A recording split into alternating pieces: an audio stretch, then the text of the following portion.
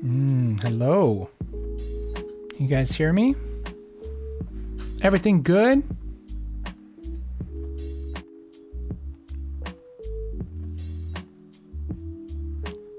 Y'all hear me?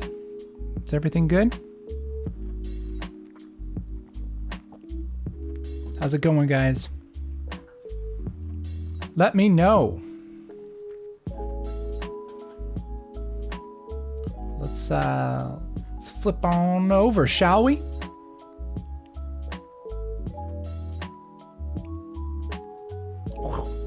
Hey, welcome to the stream. Hello, everybody. Can you hear and see everything? It's all good? Want to make sure before we get started, before I talk to myself for too long, goodness me, I do that too often, way too often. Man.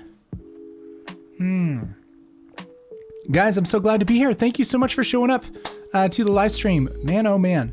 Guys, so thankful for all of you. As some of you said, we're pretty close to 100,000 subs. That's insane, man. That's absolutely insane. I can't believe that. That is just nuts. Just nuts. So it's all because of you guys, obviously. So cool. Thank you so much, DJ Perez. Appreciate that.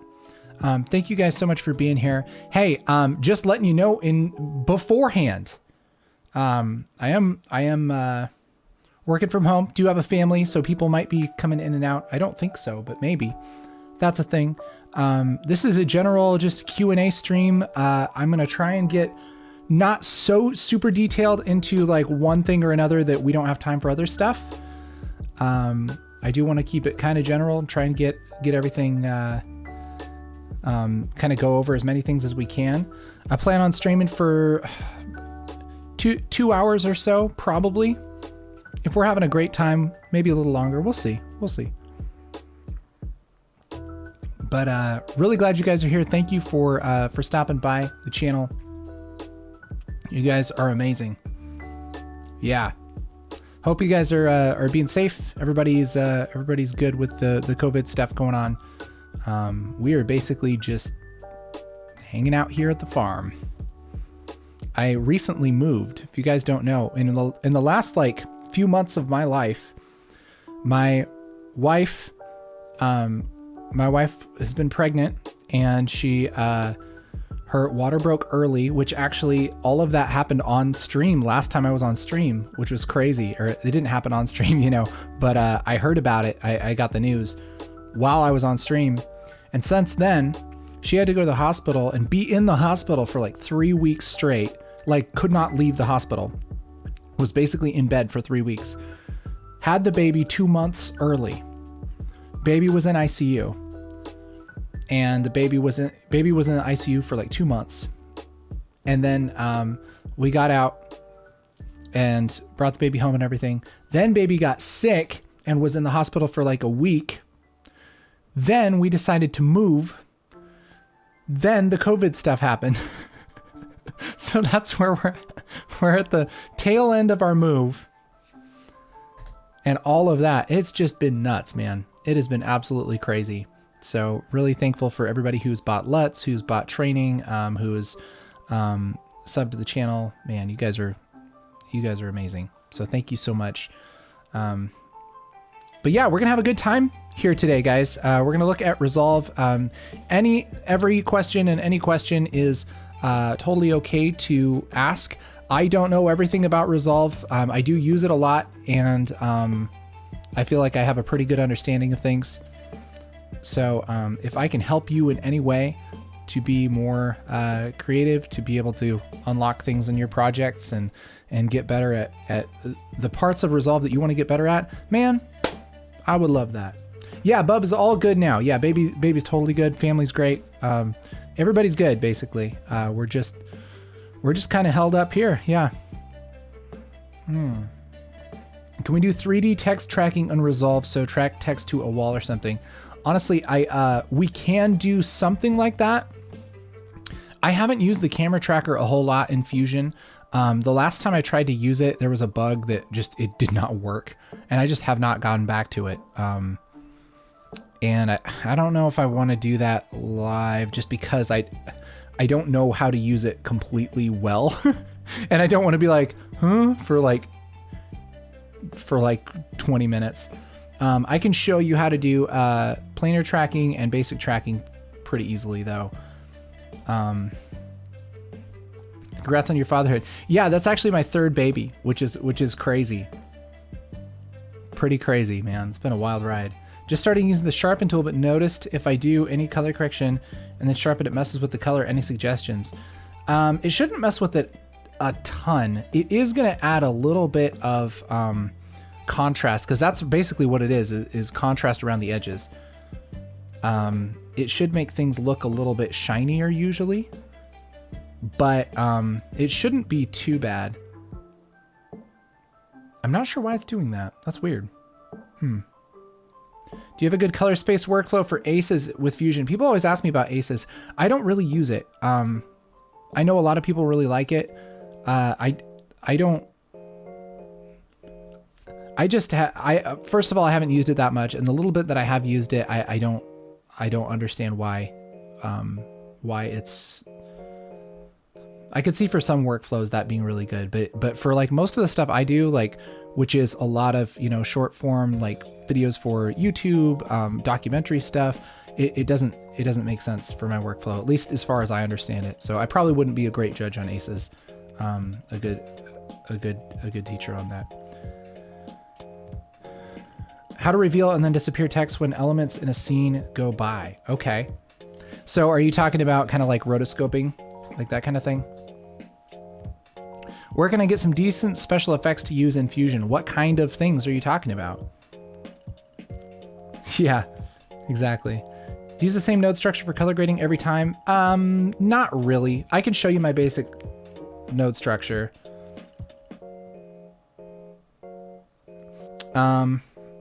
Would I do sharpen first and then color, or don't use serial nodes? I pretty much use serial nodes for everything, and I usually do sharpen at the end. That's generally what I'll do. I'll show you some color. Let's see. My basic workflow for color, okay? So, oh, that's right. I was gonna put my, let me put my, just a second here. Let me put my face on this so you guys know I didn't leave. Something like that, okay? Something like this.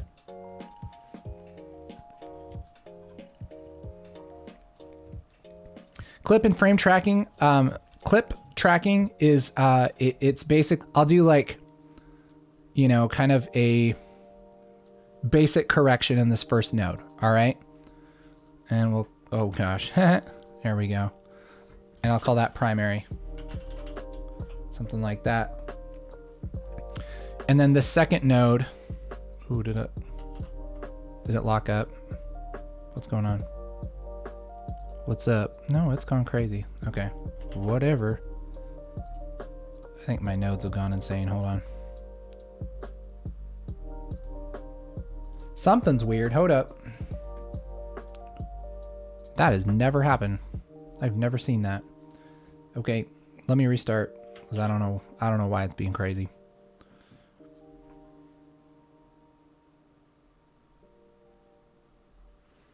All right. Can you guys still see and hear me and everything? Is it good? I think we lost connection for a minute. Are we good? Resolve. Okay.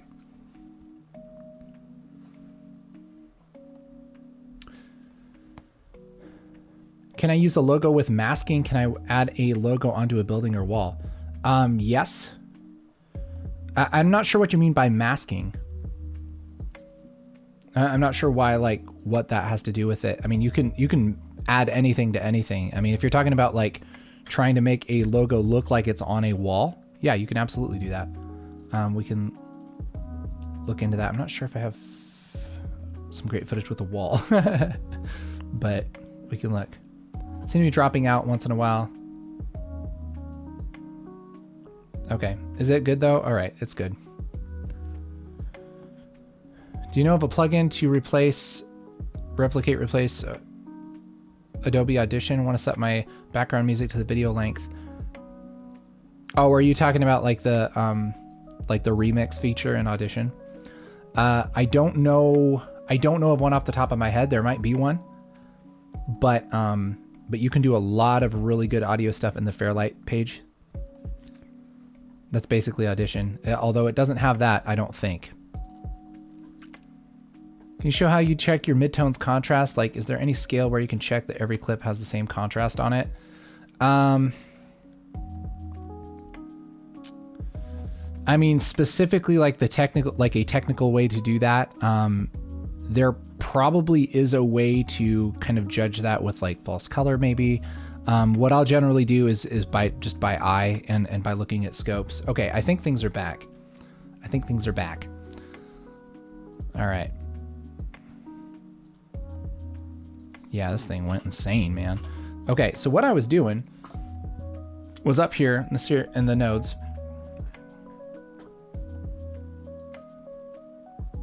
Providing you that word was helpful. Great, awesome. So this would be the primary, and then I usually do another serial node, and this would be something. This will probably be like a curve of some kind. Usually just kind of clean stuff up a little bit, and then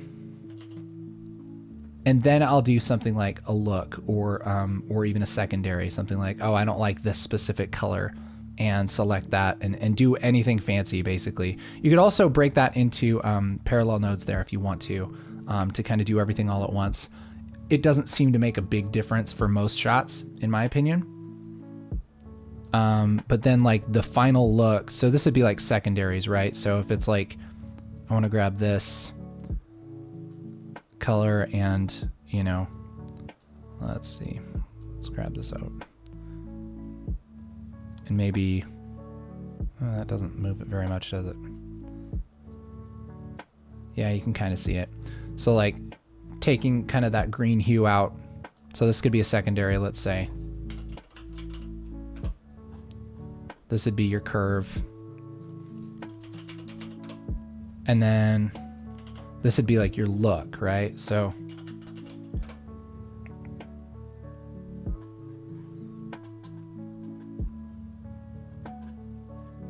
hey, my life, good for you. But I mean, we're not really talking about that stuff in this chat. So we're talking about video editing and stuff. So this would be the look, right? So this would be something like, you know, if we have more of like, maybe it's a warm cast, right? So then you can turn off things like just that one part, or just the secondaries, or just the curve. It's just a little bit nicer way to work. So I'll usually do something like that for most shots. All right. Let's see. Would love to know if you've had any issues with waveforms in the edit page. Yes. Sometimes they don't load, which I think is true for just about any. I mean, it's definitely true for Premiere as well.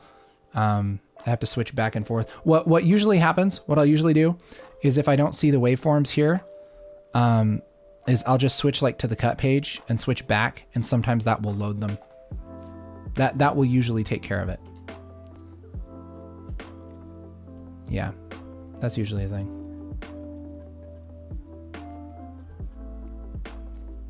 All right.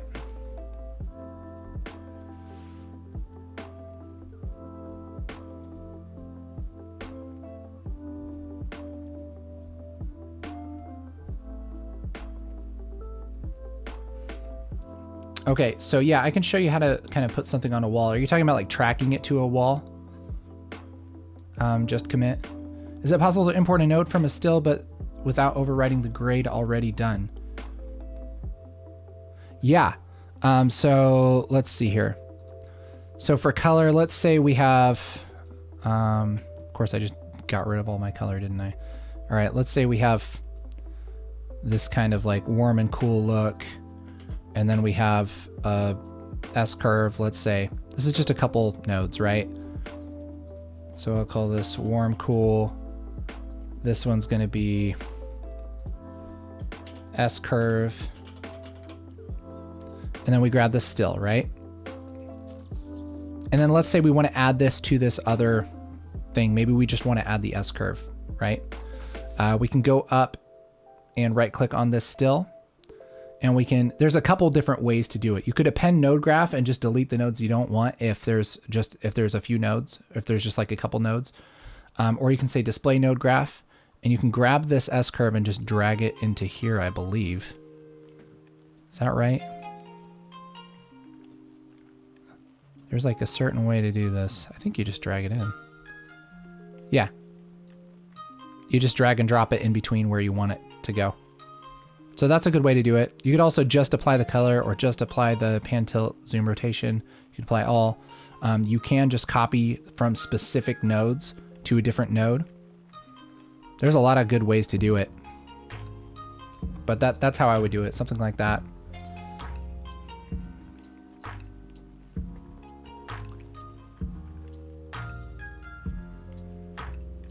All right. Is there a puppet warp type thing in the Fusion? I don't think so. Puppet warp is rad though. Yeah, I don't know of one.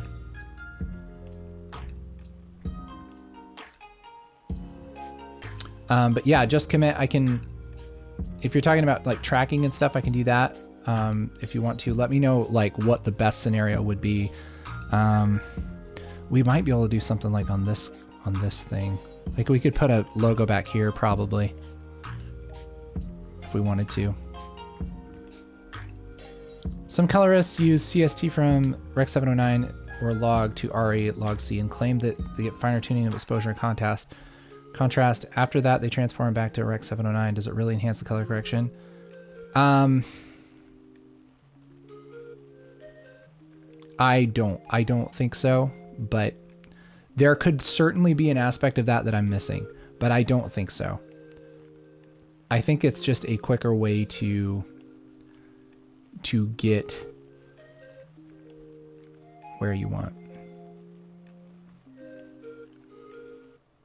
From Rec 709 or log to REC and then claim they get finer tuning of exposure and contrast. I wouldn't. I mean, unless you had a specific workflow that was made for that kind of color or something. I don't know. I tend to doubt things like that. I usually try and approach things as simply as possible, which is what like ground control has been built out of. You know, it's like there are other like LUTs that will transform it to some in between like log thing that's kind of, I don't know. Again, I might be missing part of it. I could totally be just an idiot, but to me, it seems like you should make everything look good. And if it doesn't look good, fix the problems, right? Like that seems to be the best way to work. And yeah, it seems like converting something to a different kind of log and then grading it seems dumb to me. I don't understand that. Is there a reason you look at the node on the individual clips instead of the adjustment layer to apply all at once? The reason would be just because you have more control over the clips. And a lot of the time, if you have an adjustment layer, you can work that way. But like, it kind of depends on what you want to do. Like if you want to have a adjustment layer that like puts a basic grade over everything, I like to use those for like the final look, right? So if the whole movie has, you know, this high contrast look, you can put that over the whole thing. But like for individual grading and stuff, it seems like, you know, if you're going to have a grade like this, you know, on every shot, but then you're going to go through and fix stuff anyway. Like for the most part, what I do is just select everything and then middle click on it. And then you can copy that basic look and then you can just fix parts. Like if there's something wrong, like there's nothing wrong with just going through and fixing it. And that's a really quick way to work and there's nothing wrong with it. That's the way I do a lot of stuff. And granted, it's not as, you know, as flashy and technical, but it's like, it works and it's fast and it looks good, you know? So what you want?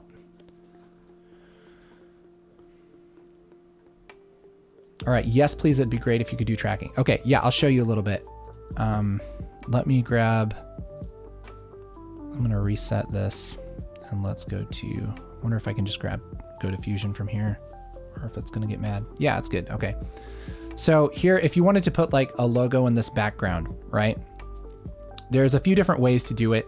Probably the simplest way would be to use a planar tracker. And so what I'll do, I'll hit Shift Spacebar, and that just brings up this, this like quick menu in Fusion. And guys, if you're confused with Fusion, please let me know and I'll slow down and I'll explain stuff.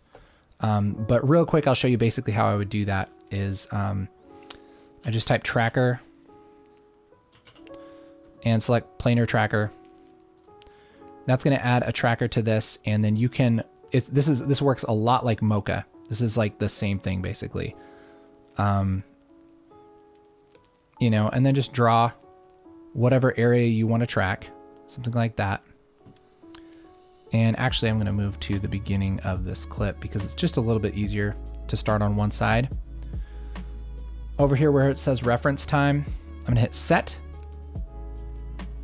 And that's going to look at this image and track it when I do my track. So let's say something like that.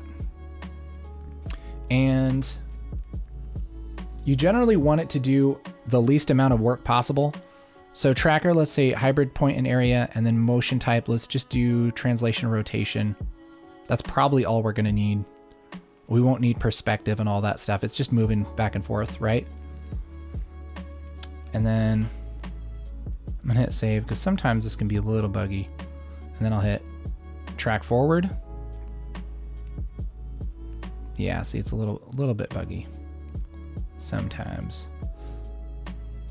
That moves around a little more than I thought. Let's see if it'll keep going.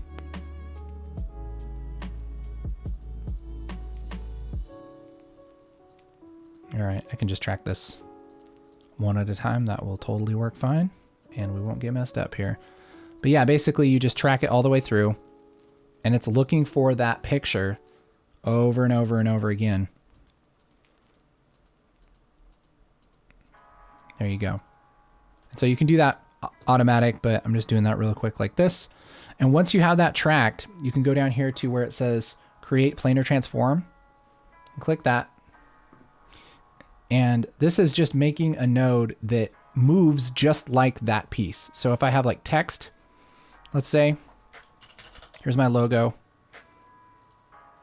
and I merge it over everything else. There's my logo. I can grab this transform and I'm just holding shift and dragging this onto there. And now that will stick. I think it'll stick. There we go. That will stick to that back wall like this. Come on, grab it. There we go.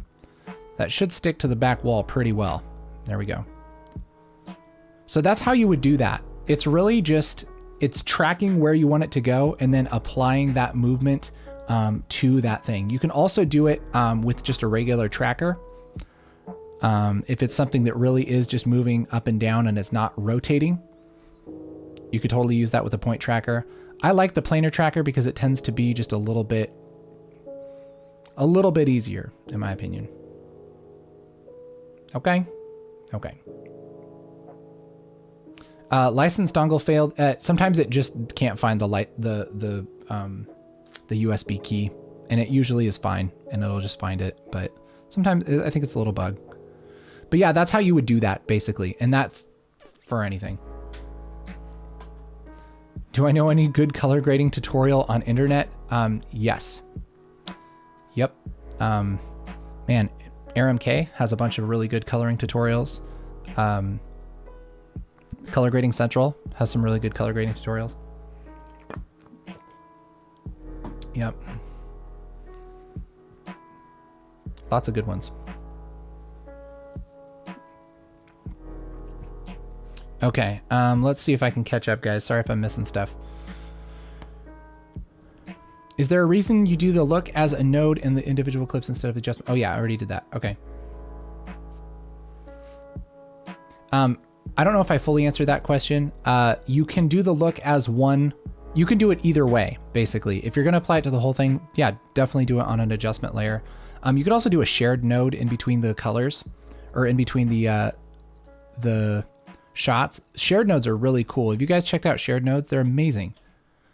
They're so rad. So check this out. This is really cool. So like if I were going to do a basic look on this, let's say, right? I can do like my initial correction, and I can right click on this and say save as shared node. And then I can copy and paste this to everything. And now anytime that I want to change this whole look, which you can get in trouble doing this, but if you know what you're doing, if you remember that they're all a shared node, like let's say I want this to be a little bit warmer, okay? I can grab any of these shots where this shared node is at and unlock it and move it a little bit warmer. And that's going to adjust every shot with that node. It's really cool. So you can do some really fancy stuff, like have an amount of like contrast that's applied throughout your project. Like you can have little things that are common between everything, like all of your shots, and make an adjustment and it'll flow to all the other shots. You can get really creative with it. Of course, if you forget that's happening, you can really mess yourself up too. It's like the Spider-Man thing, you know, great power, great responsibility. Same thing, exact. Everything is basically the Spider-Man movies, guys. Everything is. Okay. All right, great. Edit question, what's a good time to ask? You can ask anytime. I'm trying to just get through them in order. And I'm trying not to be way too far behind. How would you dissolve a color image into black and white? Is that in one node, two nodes, keyframes?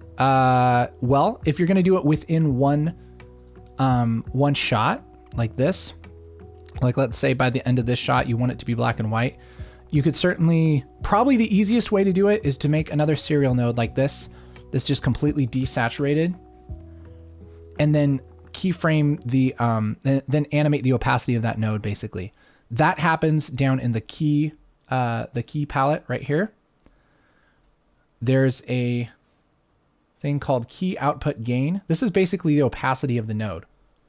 So if I take this and just roll it to the left, that's going to not affect, it's not going to do anything that I'm doing on the node. Basically, it turns down the strength, right? And so you can animate just that gain. I'll go here to my keyframes. I'm on corrector 2. And I'll start with corrector 2, I don't know, like just maybe 20% into the shot. I can click this little diamond. That's going to add a keyframe. And then I'll go towards where I want this to be full, and I'll grab this key output gain and just move it around. But yeah, I want it to be at 1. I probably did that kind of backwards, but it's fine. And then I'll go to my original keyframe. Did I mess that up? Maybe. Oh, I didn't really set it. Okay, that's fine. But basically, yeah, you turn this on and then bump something that you want to change. And then you can go to a different place in the shot and set it to where you want, right? So it starts out saturated, and then it fades out into not saturated. If you want to do that over multiple shots, you could do the same thing in a adjustment layer. You could also split the shot, make one of them saturated and one of them not, and then just add a crossfade in edit. There's nothing wrong with doing that.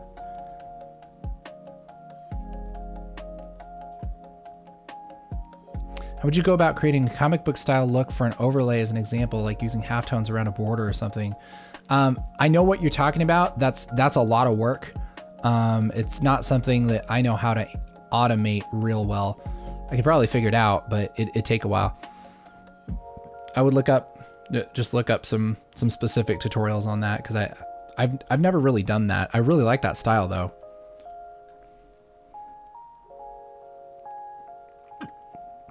Talk about basic audio and voice correction and enhancement in Fairlight. Yeah, I don't get super deep with Fairlight, but I can show you generally what I do. So here in Fairlight, I have this VO, which I think you guys should be able to hear. I think I have it set up right. I don't know. I think if I turn on my audio, you guys should be able to hear it. To me, coffee is more than just a drink. Here, I'll turn off the music. It's something that soothes the soul. You know, you wake up in the morning and coffee is how you start your day, right? So here's our VO. What I'll generally do with almost every VO is I'll work in the dynamics panel. There's a bunch of different effects and stuff that you can put on your audio, but I think the most basic, awesome, like really quick but really good thing to do is in Fairlight. There's this dynamics panel in the mixer, and for each track, if you just double click on this little like square, that brings up this huge thing, and it has a compressor, a limiter. If you know anything about audio, that makes a lot of sense. But really, the compressor makes quieter sounds louder and louder sounds quieter, essentially. And so it's really good for kind of balancing out your audio and also making it sound a little bit more full. So like this mic right now has a compressor on it that's doing kind of the same thing. But then you also have this makeup gain. So it's basically, it's squishing everything down flatter and then bringing the whole thing up. That's really what it's doing. And so I always do that on VO. There's also an easy way to like do your EQ, which you just double click on this EQ thing right here for the track. Same thing. And you can adjust it track wide. If you want to just do EQ for a clip, you can select the clip and go to inspector. And there's a clip equalizer. You can also adjust volume, pan, all that pitch, all that stuff. So again, like I don't really get super detailed with that stuff. I mean, because I'm more on the visual side of things, but that's pretty much what I do on everything. And there's a lot of tutorials and training and stuff on how to get better voiceover, how to make your audio sound better. There's a lot more people who are much more nerdy on audio than I am. So I would definitely defer to them on that. But that's basically what I do on most projects. Yeah. Yeah.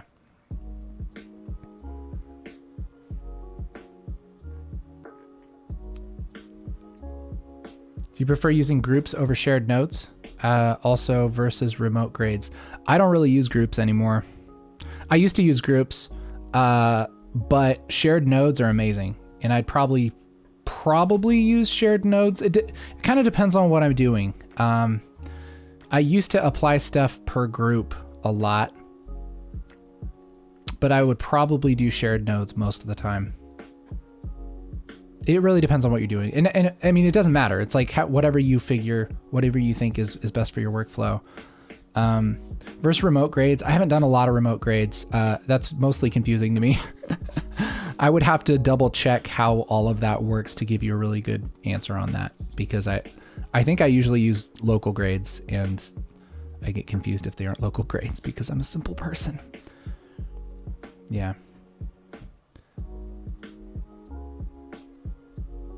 Can you also do a grab still and then use it to save corrections to apply in other clips? Yeah. Are you asking how to do that? It sounds like you know how to do that. One thing to mention about that is if you go up here in the upper left-hand corner, this little button, this opens up your power grades. And what that does is it saves your stills to be used on other projects. And so if I grab like power grade 1, oh, like here's all my power grades, and I can use those to make adjustments in other projects and stuff. So that's a quick way to save them. And you don't really have to do anything fancy other than just save them there, and they just live there. And you can get them through any project that's in the same database. Hey, Lady Unique, glad you're here. It's okay if you're a newbie. We're all newbies at something. How would you do rotoscoping in Resolve? It depends on how crazy you want to get.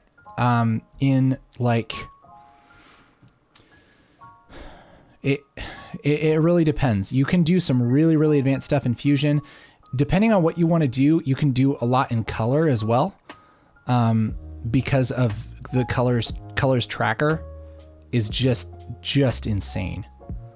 And so like if you wanted to do something like roto out this cup, you could easily do something like, okay, I'm gonna, add my path here. This is just a window in color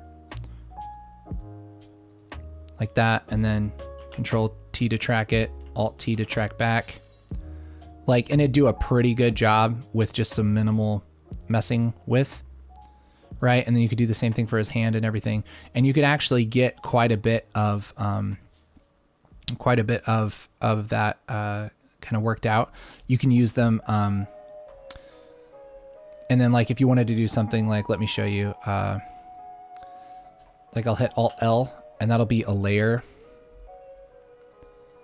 And then I believe, let me see if I'm thinking right.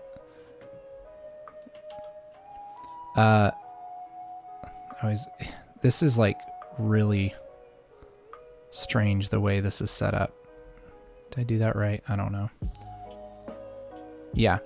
So then you could do stuff like set up layers inside of the color page, and you can mess with stuff and hold out things that you've rotoed. You could also, do some basic compositing in the color page. And in Fusion, it's very similar. So like if I went here, went to Fusion,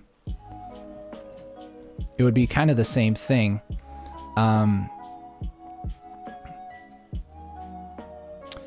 You can, so it's hard to like give you a really good general thing on that, just because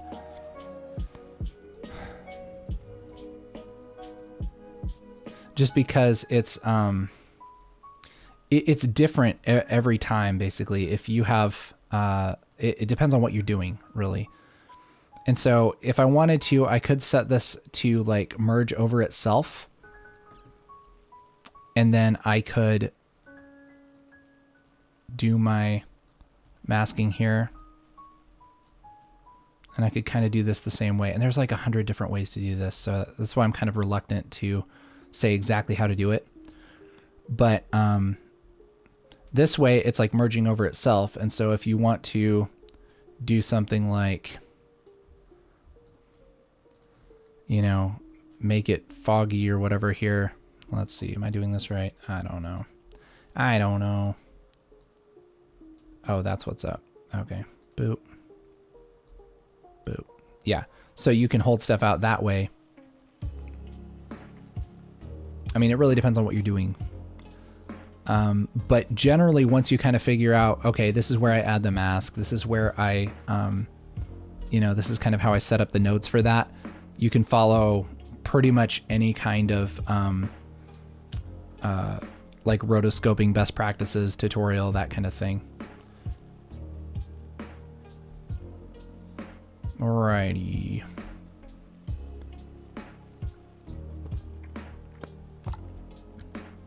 All right. Let's see if I can. Does Fairlight have the ability to remix like Adobe Audition? No, I don't think so. I'll try and bust out some like quicker questions here, guys.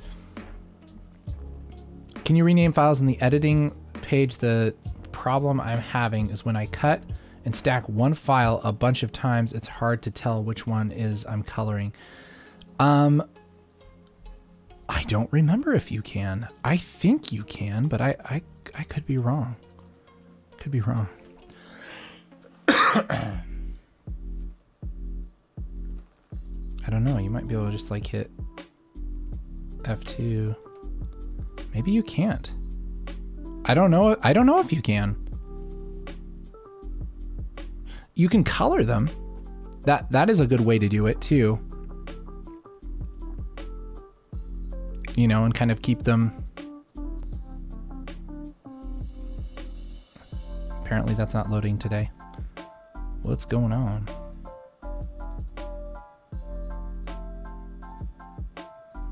Oh, it's lost its mind.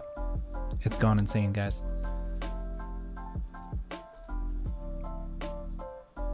What's up? Why is it going crazy? Look at this. It's gone insane.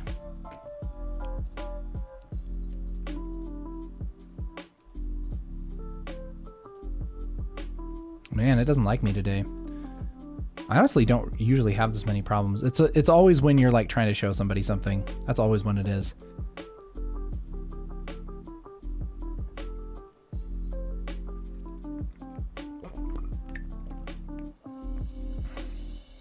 Do you have a video on shared nodes? I think I do, actually. I'm pretty sure I do have a video on shared nodes. After a while, it's funny, like, I'll forget what videos I have, and so I'll just search. I'll just search Google. That's terrible.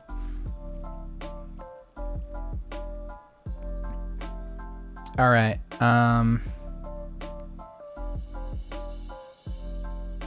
Is there a stabilizer plugin in Resolve? Yes, and it's so good. It's so good. All right, let me see if I can fix whatever the heck is wrong here. I think it's mad because of the fusion comp or something. All right, well, let's restart.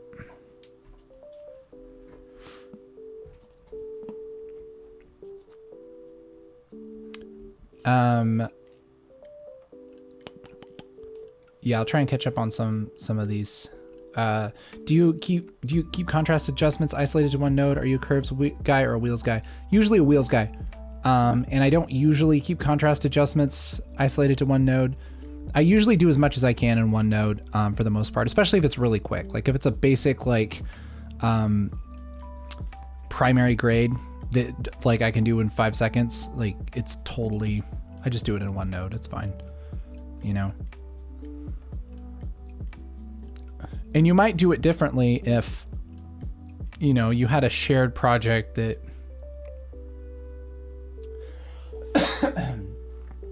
you know, where you had multiple people like working on the same like coloring project and stuff. Like that could be a reason why you'd want to break those out a little more. If you're going to hand that off to somebody else, maybe so. But if it's just me, especially if it's like a tight turnaround thing, no. Is there a way to batch reconnect transcoded media that has a new media suffix like converting to ProRes? Yeah, I think you can just, I think that you can select, you can just select it in the media pool and right click and say change source folder. And if I'm not mistaken, I think there's a little tick box you can ignore extensions. Pretty sure that's a thing. If you wanted to get fancy with fading to black and white, you could do Luma transitions, but using RGB, have one color at a time fade until it's black and white. Huh. Yeah, I guess you could. That'd be pretty crazy. Is there a way to use frame interpolation like optical flow in Premiere? Yep, that's super easy too. I'll show you guys in a second. Yeah, both that and the stabilization are really, really easy. Let me see if I can grab... where is that shot?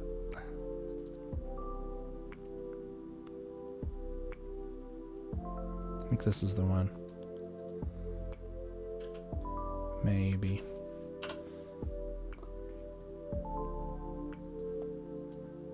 I think this is the one. Yeah. Okay, so let's see. I think there's like a little hiccup in this shot. Yeah, like right there. Okay. So if you wanted to smooth out this camera movement, this is so easy, guys. It's insane. If you open up your inspector and select a clip, scroll down to stabilization, double click, and usually you can just hit stabilize. And now that little bump is smoothed out. You can also, if you click camera lock and hit stabilize, this is probably gonna mess with this a little bit. It's gonna be like a Zolly effect, but it will completely lock the camera down. You know, and it's hard because there's a lot of parallax, but like generally if you just have a shaky shot, it'll just completely lock it down. It's so easy. It's just like the warp stabilizer in Premiere. It's as good, in my opinion, for sure. Somebody was talking about like slow motion, like frame interpolation. Let me see if, okay, so like this shot, let's say, right? Let's say we want to make this twice the length, right? I can hit Control R and we'll make this 50%. Okay. So now it's kind of stuttery, right? I can select that same thing here in the inspector, twirl up stabilization, under retime and scaling, under retime process, optical flow. Real smooth. So easy. Like a lot of that stuff is really built in Resolve. It's so great, man. And a lot of it works really, really well. Okay. Are you familiar with cyan and magenta splotches in high altitude snow? Your ProTune LUTs give good results, but not perfect. I usually desaturate the highlights a bit. Any suggestions? That's probably the way to go, is desaturate those highlights a bit. You could also like color pick the fringe and desaturate it. I've seen a lot of people do that with kind of the fringing on stuff. That works pretty well. Okay. Sorry guys, I'm so far behind. All right. I'm going to start with some more recent ones, and if I missed yours, please just repost, okay?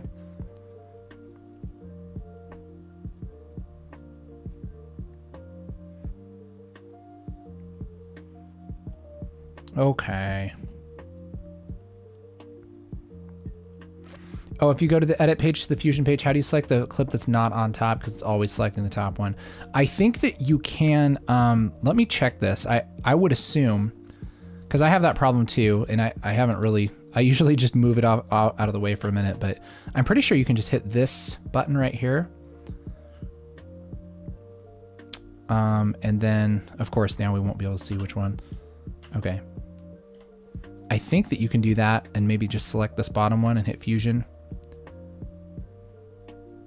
And it should go. It doesn't go. That's fun. Maybe you can just turn it off. I don't know. Yeah, there you go. If you turn off the track, that seems to work. It might just work without turning off the track, and now it's just decided to work. Sometimes that's a thing too.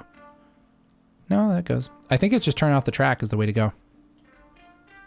Usually, most things, if things are happening on a track and you don't want it to, this button is the way to go. This little like carrots button. We call this the count me out button. But I think it's called like, I forget the real name for it. I always call it count me out. It's like the track action select or something like that. I don't remember. I'm sorry. I'm sorry, Black Magic nerds.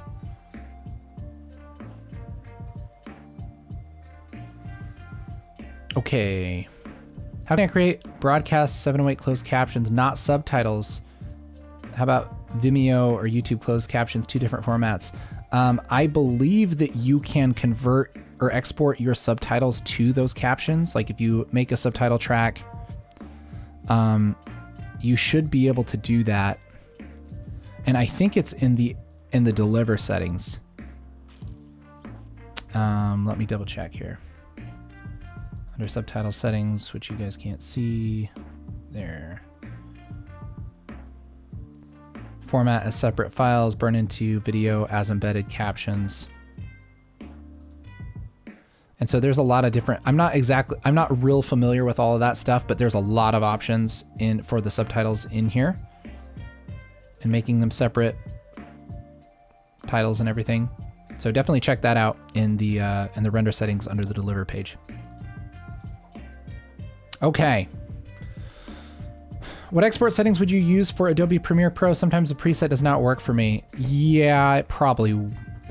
I haven't had great luck with that preset. Here's what I do. When I used to go, I don't go back and forth to Premiere basically ever anymore. But When I did, what I would do is QuickTime, codec. You could use DNxHD or DNxHR. Those would probably work. I haven't had real great luck with DNxHD. It usually messes with the colors and everything I've tried. I always have good luck with GoPro Cineform. And that's like one of Adobe's favorite formats too. YUV 10-bit. If you want to, you could do RGB 16-bit. I usually do that.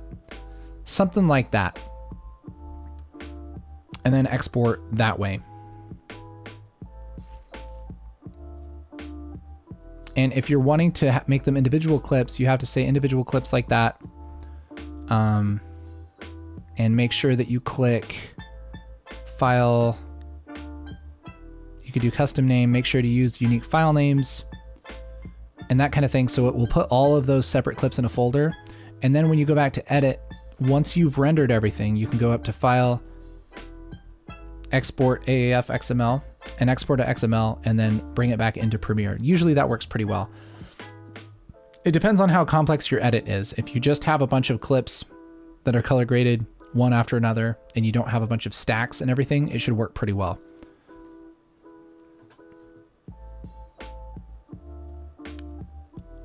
What's cooler than being cool? Being ice cold?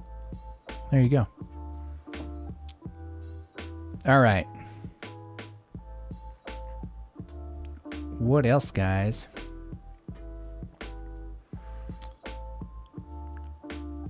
Could you just hit D to disable the clip on the timeline? There you go. Yeah, that's a great way to do it. Just hit D and disable. If you want to stop Fusion from grabbing that clip, that's a great way to do it. See, this is why we learn together. It's neat. How to use the wand mask tool? I seriously don't know, and I didn't find a good tutorial.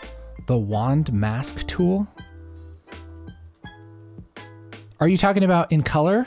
Like the, are you talking about the qualifier?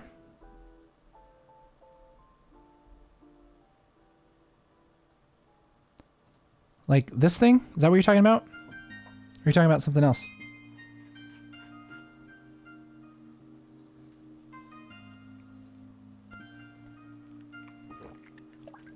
Hey, Joe Morano. Good to see you. Thanks for all your support and stuff, man. Really appreciate it. Can I show Venom LUTs on Vlog? Yes, could probably do that. I don't remember if I have Venom LUTs installed on this machine or not. So, I mean, it's the exact same workflow as like every other. It is like just about any camera though. So I could show you a general LUT workflow if you want. Guys, I'm so sorry if I'm missing your stuff. There's a lot, and I'm trying to figure out what I need. Grabster says, I really want to move over to Resolve, currently a full-time Adobe user, just because of performance, but I simply can't wrap my head around nodes. Any tips? Absolutely. I do have I have a couple of videos on nodes. If a couple more people want to learn more about nodes and we can kind of walk through that, I can totally do that. Other than that, search on my, I mean, I can totally spend some time on that if several people would like that, just because it's kind of a big category and it takes a long time to explain stuff, and we could get really deep in that. But yeah, check out my, like, I have a nodes one that has to do with like a peanut butter sandwich. Check that out. That should make things a lot of sense. That should make things a lot of sense. I taught good. Why use many word when few word do?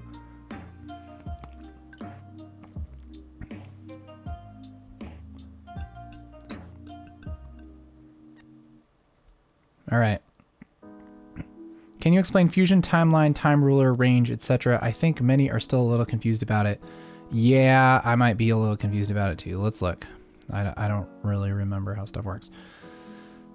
So this timeline, I believe, has to do with the exact, it's the clip itself. And then this yellow, that's the edit points in your edit. So this is the actual clip that you see in the edit. This right here is after the out in the edit page. So that's why it's like that. and it's really confusing. But I think it's just so you know that like, hey, this is just part of this clip. Yeah. And then I believe this is the, yeah, render start time and render end time. This is the current frame. Does that make sense? That's how I understand it. Okay. Fusion Tools Mask Wand. Oh, I've never used that. I don't know. I'm not sure what that does. I've never used it. Juplay. Sorry. I'll check it out though, because I don't know. How to add a sapphire transition between two clips. I believe that you can load that as an open effect. And what you would do is go to under the edit page, under effects library, under open effects. You can grab those. Maybe it shows up under a different thing, but I think that you can do that. I think you can just drag it on that way. It might show up under your video transitions. I don't think it does though. I think that's the way you would do it, although I've never done that. So.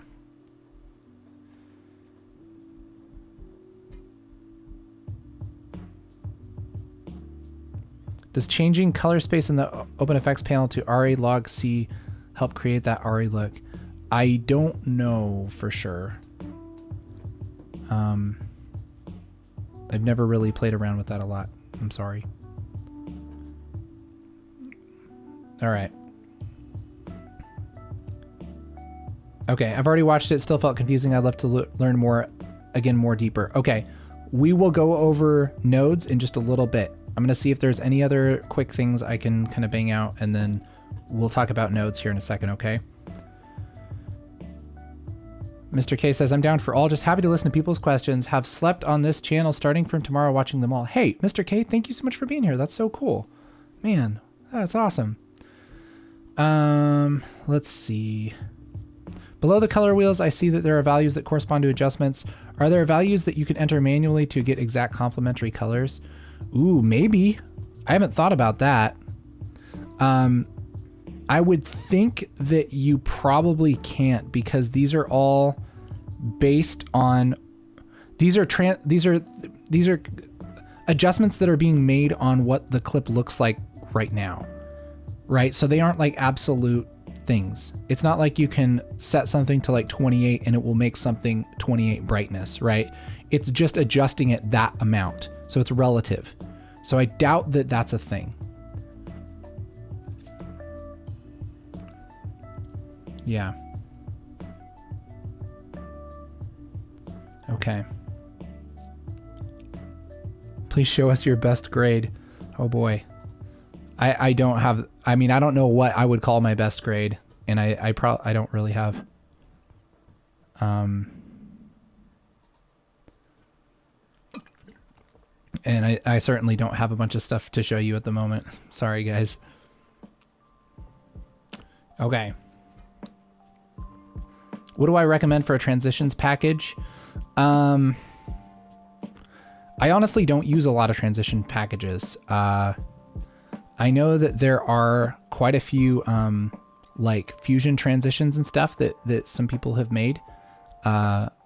Certainly check those out. Those seem really cool.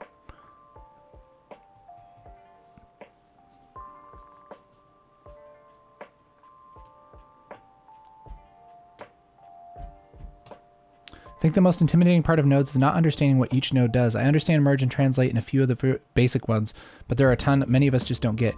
I think that's the thing, is it gets overwhelming because you don't know what each one does. I'll show you kind of some of the basic ones. Will stream be available for replay? Yes, it will.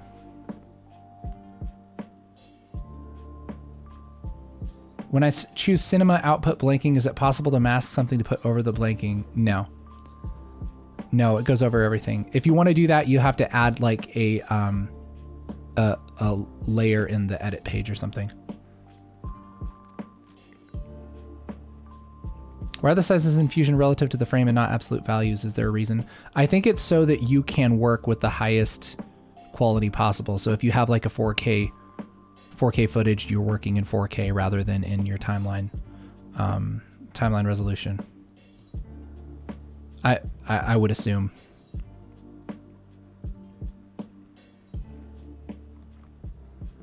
When you have to zoom in on a concert video, how do you fake some sharpness? Really, what I do, if I have to zoom into something, let me show you.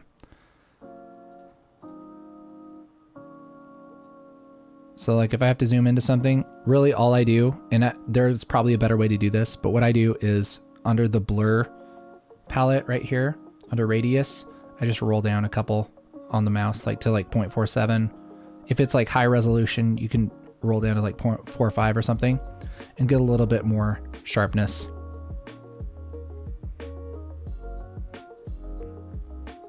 And so that's a way to help.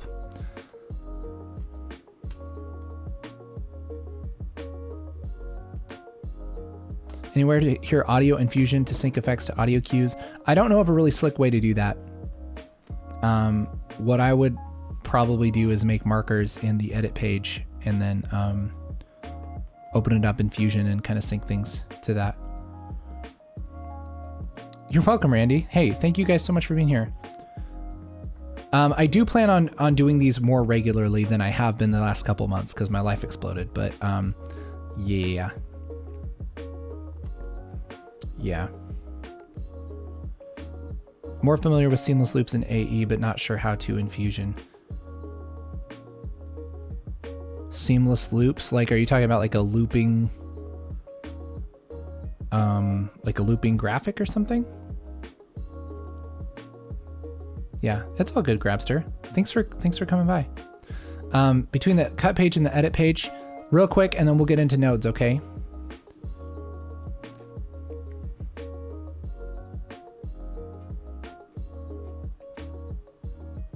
That's a terrible way of putting it. It's fine though. It's fine. But for the record, I said life, not wife. My wife did not explode. My life exploded. Okay. The edit page, guys, here's how I think of it. The cut page is really, really good for putting together like your first pass on the edit. You can do a whole edit in the cut page. Did I say edit page? I meant cut page. You can put a whole edit together and do everything from start to finish in the cut page. I feel like a lot of the audio and stuff is still kind of awkward to do in the cut page, but it's really, really good if you're going to like, check this out. Like this is cool. All right. So I'll create a new timeline. I was doing this just the other day. Let's say I want to do kind of a basic edit on, with this footage, right? I can go up to source tape. Man, this has gone crazy today, man. What is up? There we go. You can go to source tape, and what that'll do is load all of the clips that are in your media pool here in your viewer. And you can go through and just hit in, out, and then like append it, end, in, out, append it, end. And you can really go through really fast and make an edit. And of course you would actually watch through this and see if you like everything, but like that's generally the idea, right? Is you can make things go so quick, right? And it's even faster if you have the keyboard, which I'm a big fan of, by the way. I totally love the Resolve keyboard. But like you can do that, and like I've already made a rough cut, right? And so now you can just play this back. It's also really nice to be able to, you know, if you have a rougher edit like this, to be able to look at it and kind of, it's like linked to the video track and stuff. It's a little bit awkward in my opinion. Which I'm sure they're probably making a lot better. But I like to use it like that. And most of the time what I'll do, yeah, is kind of start out in the cut page. And for certain things in the cut page, like it's amazing. Things like the multicam stuff, which I don't have a way to show you multicam stuff really well here, but like multicam in the cut page is really, really nice. It's amazing, actually. Because you can like sync together a whole bunch of cameras all together and see them play all together without even making a multicam clip. You can just see them, like, it just finds what things belong together, and you can just, it's like making a multicam clip without making a multicam. It's amazing. I'll show you guys that sometime. I'm planning a tutorial on multi-camera stuff because I know a lot of you like to use that. The color tab still confuses the hell out of me. Man, okay. So then, loops, that's something Resolve badly needs. Yeah, I know a lot of people like loops and stuff. I'd like that too. I don't think there's a way to just like have something loop. I get confused because I work with a lot of different programs, but yeah.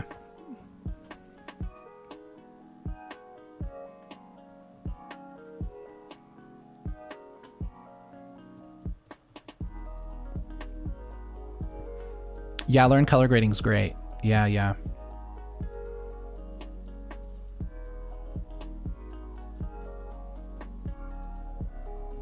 Do you have advice for the HLG Gamma from Sony? I haven't really worked with that. I'm sorry.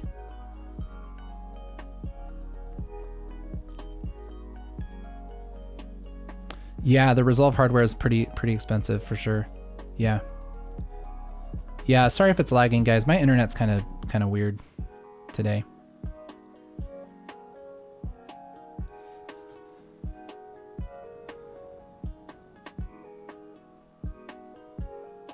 If something's shot in a res higher than Rec 709, will be delivered in Rec 709? Should a LUT be used for a higher resolution, or will the standard LUT suffice for the delivery?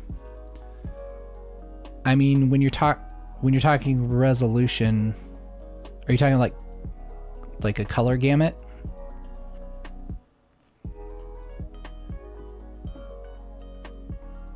I mean, really, you could probably use a standard LUT is my thought. That's my thought. Did I learn Resolve? Mostly self-taught, but I also looked at a lot of training. Looked at a lot of training by Alexis Van Herkman, a lot of training by what's it called? Mixing Light. Those guys are amazing. There's so much wisdom there, man. You can loop a selection. You can loop a fuse. Well, yeah, you can loop like playback. Maybe I'm thinking wrong.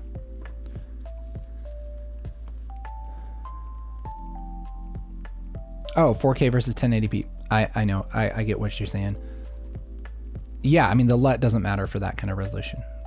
That's fine. That has nothing to do with the color depth. All right.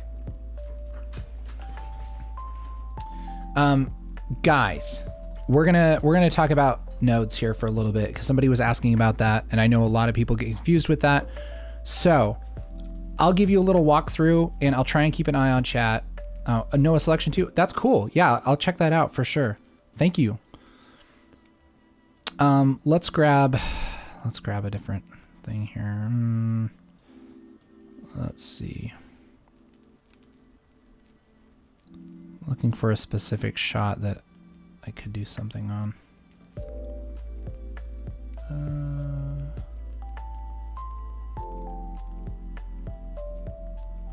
Yeah, I guess this was it. All right.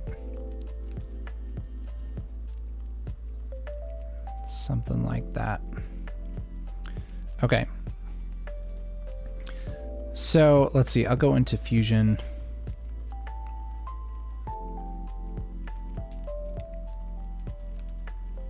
All right, and I think this will work.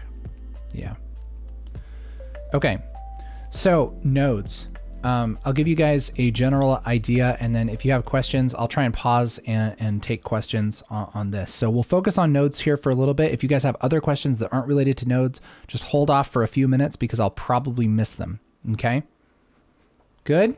You agree to terms? Sick.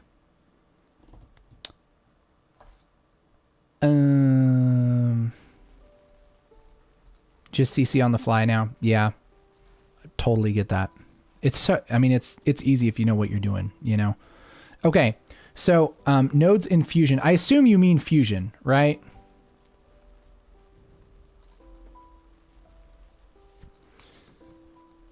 When you're talking about nodes, because really like the color nodes are similar sort of, but these are probably what you're talking about, I'm thinking. In Fusion, you don't use layers, you use nodes, and nodes are basically like a flow chart for what you're doing. Right now, anytime you open a shot in Fusion, there's 2 nodes. Each one of these is like a step.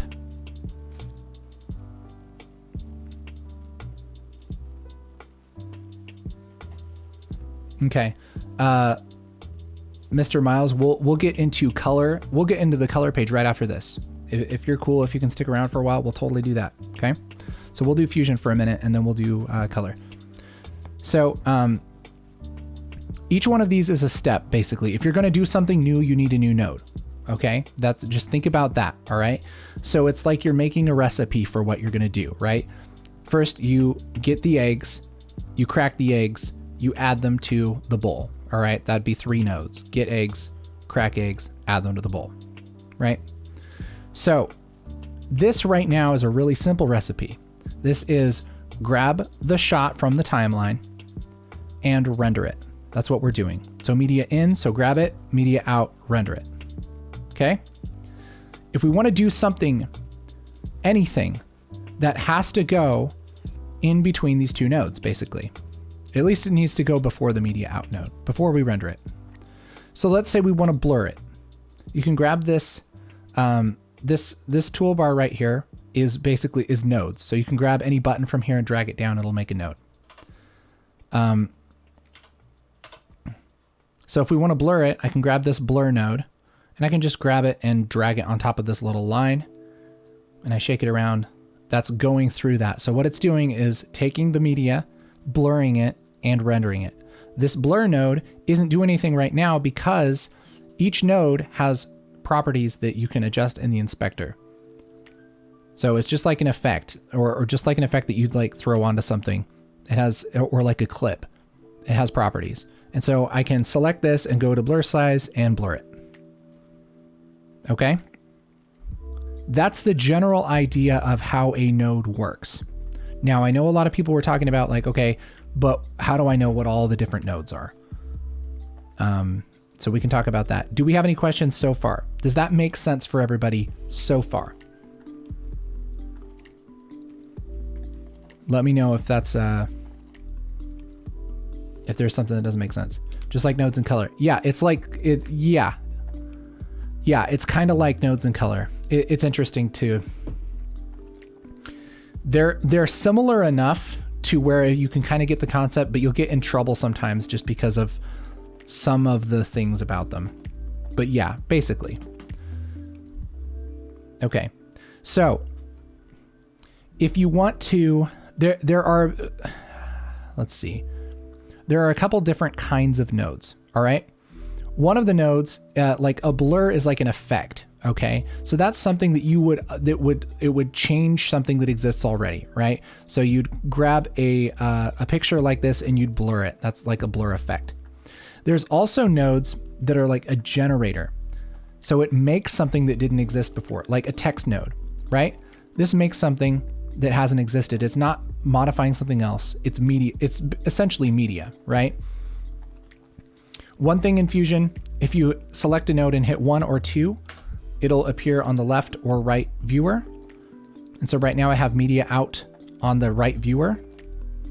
And I usually do that just because I'm used to this area of the screen being what everybody's going to see, which happens to be what we're going to render, right? Okay. Tracking is kind of difficult.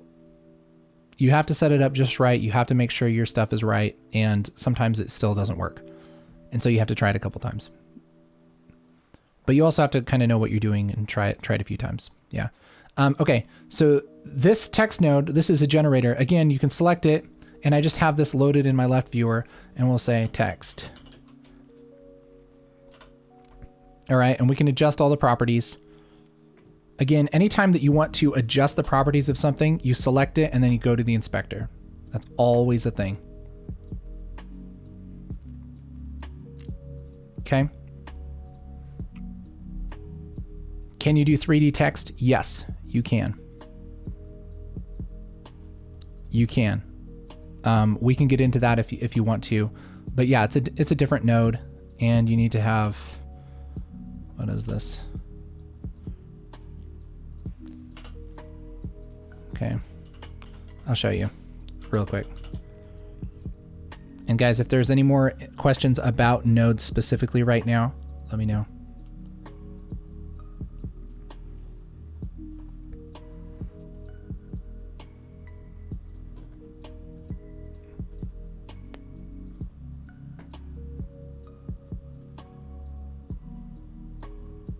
Let's see if I can just make things work here. Let's just do a directional light. That's way easier. Boop. All right, so like there's 3D text. And let's just, yeah, so there's like our 3D text. So you can make that right inside of Fusion.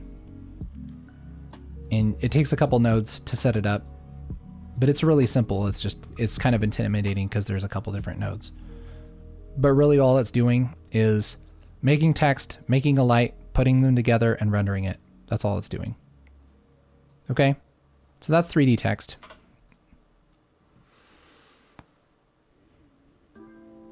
Okay.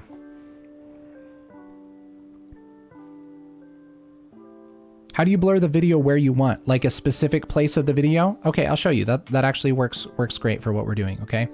So there's generator nodes and there's like effect nodes. There's also like mats and masks, all right? So if you want to, let's say, only blur this on the bottom for whatever reason, okay? I'm gonna turn up my blur size. I only want this blur to happen towards the bottom of the screen. I can mask that.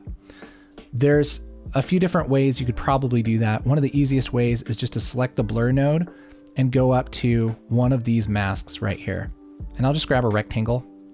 And all that does is add a rectangle mask to this blur node. And then when you select the mask, you can adjust when and where it blurs it, right? And so I can do that, and I can soften the edge, and that's just gonna blur the bottom. So that's how you would limit that. And that's the exact same way it works in color nodes, basically. That's like adding a window to a color node, same thing. Okay.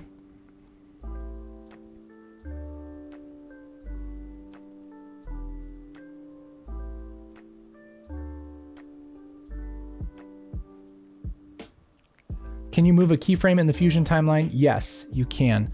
There's a keyframes panel, and you can open that up, and anything that's keyframed will show up here, and you can move it back and forth. That's a way to do it.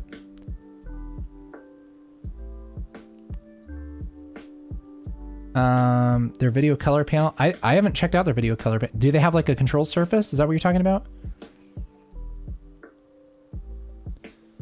What's the order in the edit tab? Which has more priority, Fusion or color? Fusion goes before color. Yep.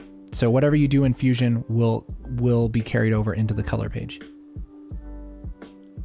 Okay, so does all this make sense so far? An aura effect? What does that mean? I'm not sure if I know exactly what that is.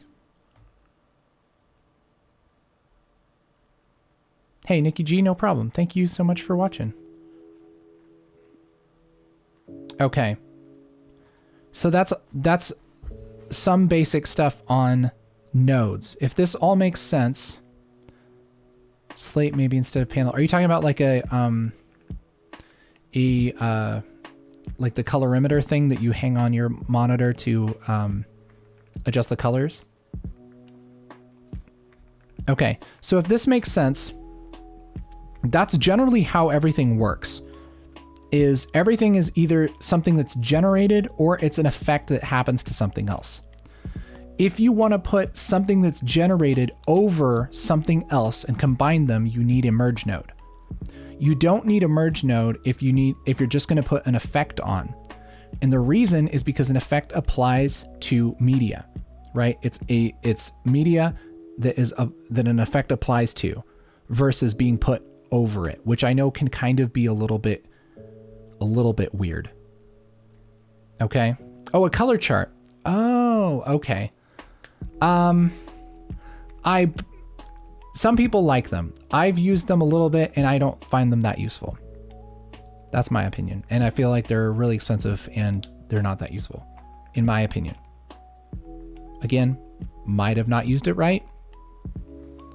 Might have tried it for 2 minutes, didn't have a good time and assumed it was a scam and closed it. I've certainly done that with things.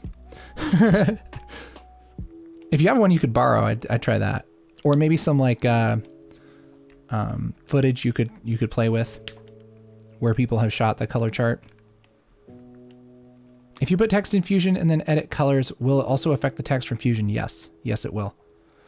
Yeah. And some people are frustrated about that. Like that does get frustrating. It depends on how you do it. But you have to go into that knowing that either you don't color that clip in your color page, or you separate the text and stuff into a different layer that you can color separately. Yeah, exactly. Exactly, Zaya. Just want to say thanks. You helped me edit my very first video 3 days ago. That's so cool, Steven. That's amazing. That's so rad. Congratulations.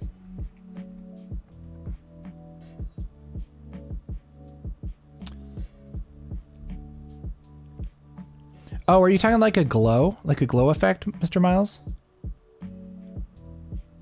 It will also send out a direction not surrounded by what you can play with the settings. Is video editing and rendering your full-time job, or do you learn Resolve on your own? Both, I guess. I had a really cool job, and we needed a colorist basically, and I was like, I'll learn all of that, and so I just went super hard and learned it. Kind of out of necessity because we needed to color grade our stuff for this company I worked for. Sweet SG in the background, thanks. What's your educational background in this field? A lot of experience, and I do have like an associate's in media production. I didn't go to like a film school or anything like that, but I have worked for shows, did broadcast shows for like Discovery Channel and a bunch of stuff like that. And so that's probably like the highest profile stuff I've worked on. I've done a lot of documentary stuff, a lot of YouTube stuff. I've just done it a lot. That's all. That's really all. Might make you feel good to know that you're the first guy that I learned from too, back when 15 was new. That's so awesome, Mr. Miles. That's so cool. Yeah, thank you. Working on my second video now to post. That's so cool. Good job.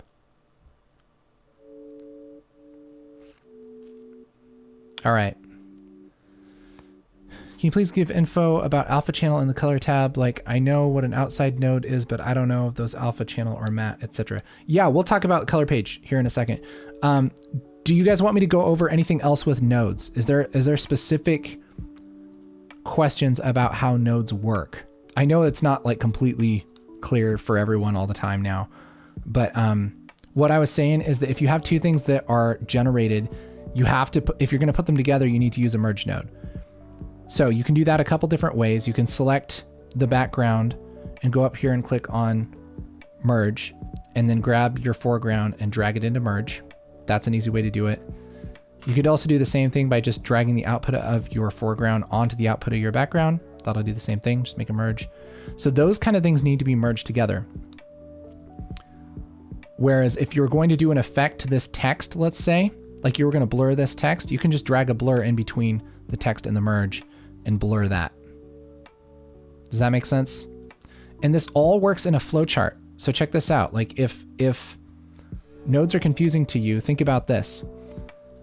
You have your background, and that's merged with something. What is it merged with? The foreground, okay, which is text, which is blurred. Text is blurred and merged over this. Then it goes this way. Ooh, it's getting blurred. Oh, but it's getting limited by this rectangle. So everything's getting blurred over it, and then we're rendering it. So you can tell just by looking at this chart that this blur is after everything gets merged on. So if I were to grab this rectangle and move it, it goes over my text. It's not separate.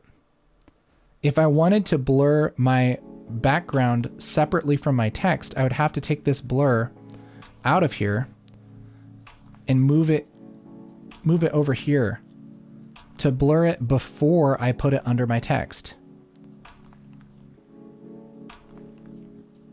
And now it kind of looks the same. I'll move this over so you guys can see it. But now this blur, if I were to grab it, it's not blurring my text. It's blurring the background before it gets merged. Does that make sense? Yeah. Yellow is background, green is foreground, blue is mask. And if you forget that, you can mouse over them. And it'll tell you, it'll kind of tell you. And if you're really confused about it, you can, instead of grabbing like with left click like this, you can grab with right click. And then when you let go, it'll give you a little thing to select. Like, oh, I want this to be in the foreground. Boom. So that's an easy way to do it.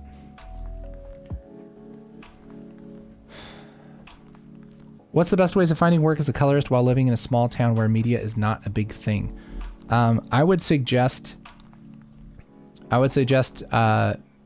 making friends and trying to just collaborate with people and build a nice reel that you can show people. Making a nice website where people can actually find you, because it's going to have to be people finding you not locally, right? But it probably takes a lot of time and effort into marketing yourself, I would say. It's awesome. Let's see. Somebody said, where'd it go? That's awesome. There's actually one question. Is there an easy way to draw annotations or arrows and resolve, like if you're wanting to point something out in a video? Yes. Like if you go to edit page right here, there's a little thing called annotations, and you can be like, hey, look, this says text, right? And that just happens in that frame, and it adds it as a marker too.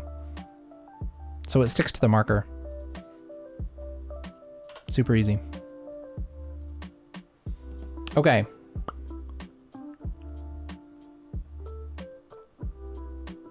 Okay. Is it possible to work on more than one clip at the same time in the Fusion window? No. Well, I mean, yes. Okay, so if you go to the Fusion page, you can go up to clips and like switch in between the clips of your timeline. Yeah. So you can switch really easily, sure. Does that make sense? But it's not like you, I mean, I guess I don't know how else you would do that.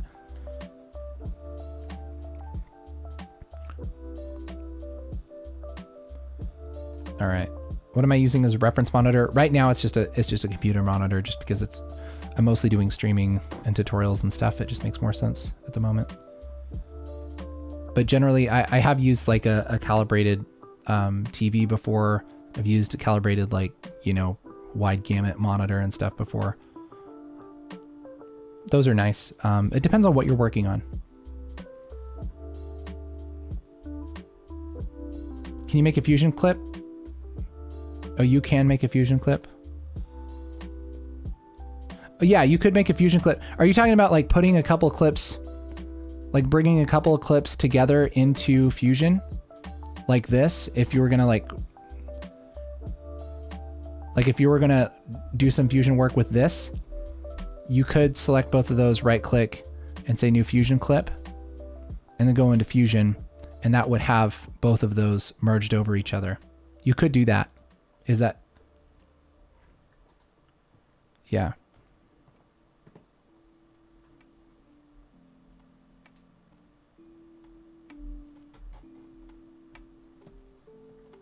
Did I explain merge nodes? Yes, I did. But really what I said was that it merges two pieces of media, basically. So you don't need to put a merge on something that's an effect because that's being applied to something that's already generated. If you're putting a couple things together, you need a merge node, right? Okay.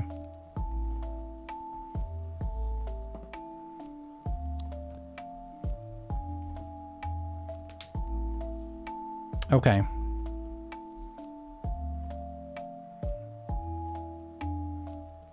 DJ Perez says, I gotta go now, but thanks for streaming. Hey, thank you. So glad you're here. Take it easy.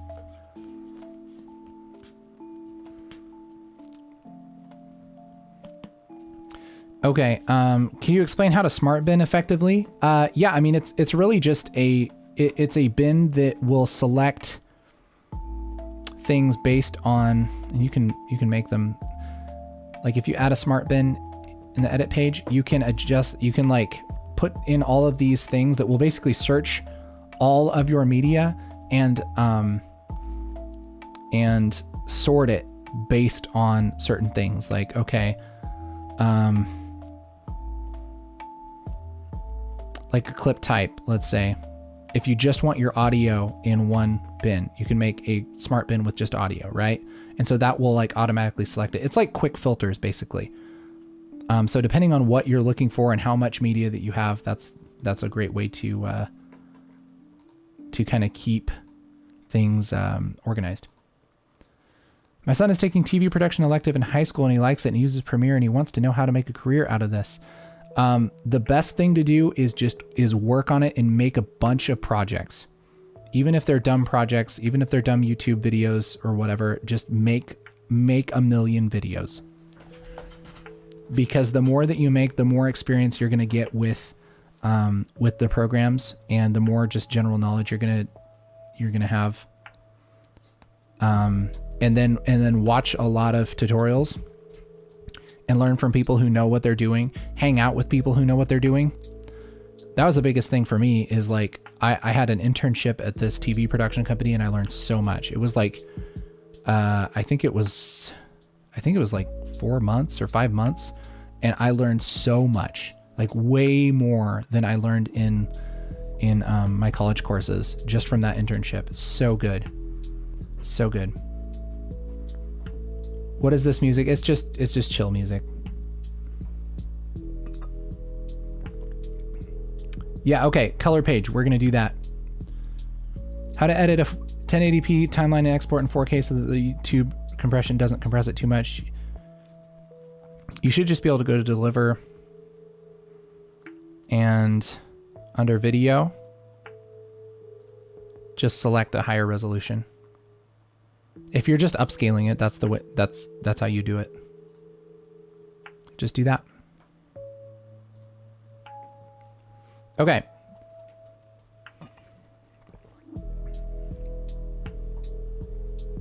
Color page. Let's do it. Let's do it.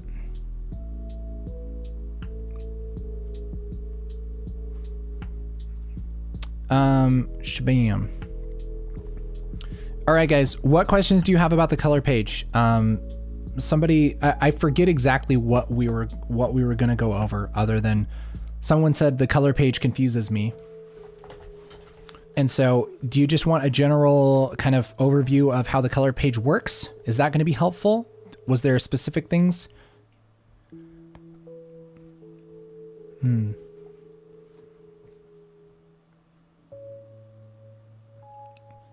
you know any way to reduce the cache size of projects? My videos regular end up at 300 gigabytes just from the cache. Oh, dang. That's crazy. You could turn off caching unless you need it. You could also, if you go into properties, I think under master settings? Yeah, under optimize media and render cache, you can select different things, like you select, a lower quality media format, lower resolution. That'll help. That's what I do. Okay.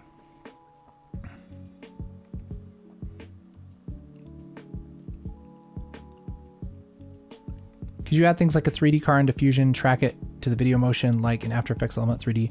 Yes, you can do that. Absolutely, you can do that in Fusion. And it's really actually amazing for that. I don't have stuff to be able to do that here today.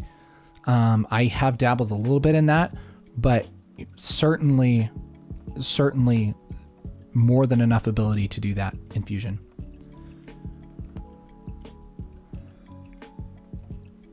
How can we track something frame by ourselves? I mean, you can. Most trackers, whether it's in color or in Fusion, will have like a frame by frame track button, like a step track button, and it's usually like there's like pause and then there's track next frame or whatever, which I think we have. I think we have just in color. Let me look here. Let me close things. So if this is it, and we go to the tracker. Yeah, okay, so this button right here, let me show you. This button is track 1 frame forward. So you could just do it that way if you wanted to. And it's similar on whatever tracker you're doing. I hope that answered your question. What are the specs of my machine? It's a pretty old machine, actually. It's probably like 6 years old. It has just a decent processor. I think it's like a 4770 i7. It has 32 gigs of RAM. It has it's a GeForce 1070 Ti, I think. That's what I have. Solid state drive. It's like a decent gaming PC, basically. That's what it is.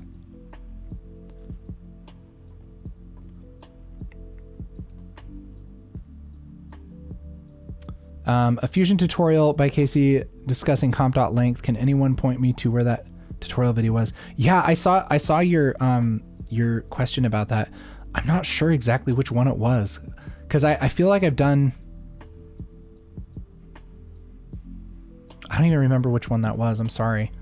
I can look it up later. Maybe get back to you though. Thoughts on order of nodes? Okay. An alpha map between nodes. So you're talking about like inside nodes, outside nodes, that kind of thing, right? So here's how this works. This is a lot more simple than it seems like it would be. Let's say, I don't know, it doesn't really matter. I'm gonna grab like, let's say I'll just track her face, okay? I'm just doing something to have kind of a different alpha real quick. It's amazing how well that tracker hangs on, even though it's just crazy. Oh wait, you can't see stuff. I'm sorry. Oh boy. Anyways.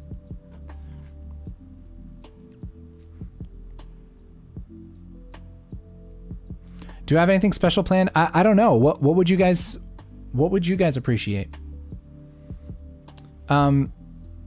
Okay, so if you have something like this, let's say, I'm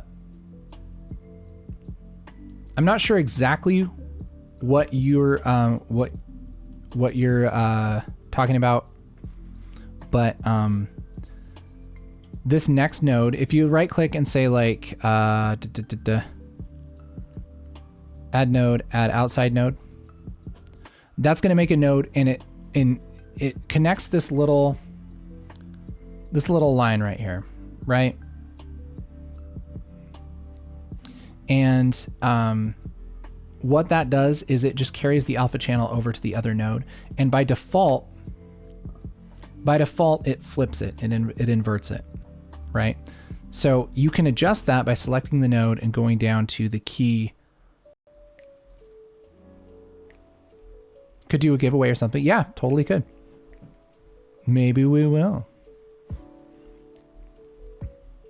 No, the Fusion page doesn't show what the color page does, unless you do some fanciness. Stream lag.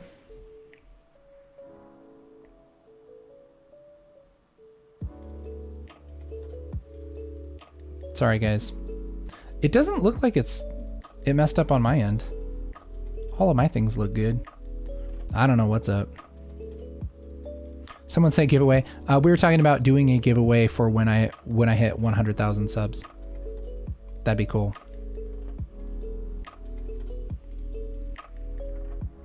The logistic part of color editing, like what order do you do first and last? Sure.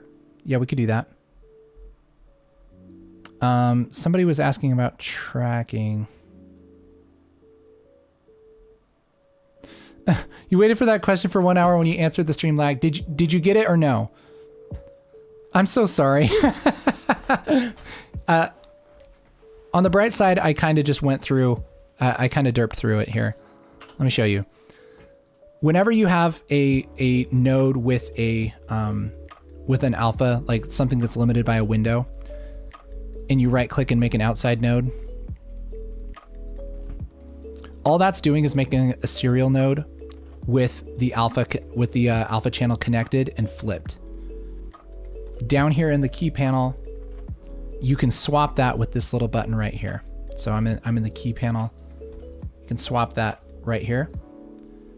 And so really an outside node is just a serial node with the alpha connected.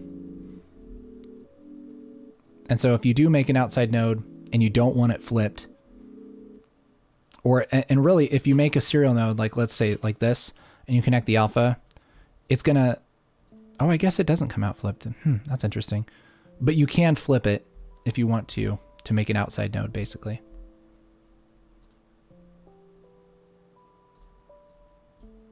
Oh, maybe it does. Maybe it was just lagging. Hold on. Connect that. Yeah, okay, that's right. I thought I was confused for a hot minute.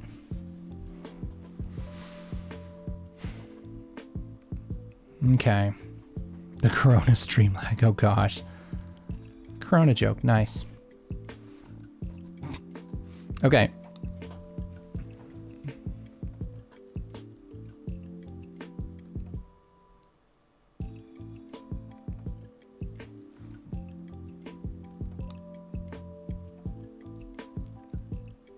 All right. Does that answer your question? Does that make sense, Zia? Okay. What advice do you have for using the color wheels without hardware? It's hard to get accurate results sometimes, but I'm not sure I want to invest the money. Yep. I mean, it is really hard sometimes. My advice would be to grab it and don't look at the don't look at the wheel. Just look, you can look at the image and look at the scopes, and you can make adjustments and just look at what the scopes do. And I don't know, that's how I would do it. But yeah, it is really nice to have the hardware. That's really nice.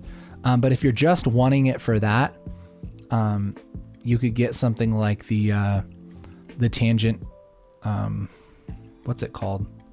Tangent ripple, which is a really nice little control surface. I have one of those. I don't tend to use it that much because I used to color grade a lot of like really long like documentaries, you know, and it'd have to be done in like 8 hours. And so it's like 2,000 shots in 8 hours. That's kind of like that was really useful. But now a lot of my projects aren't quite so long, so I don't use it as much.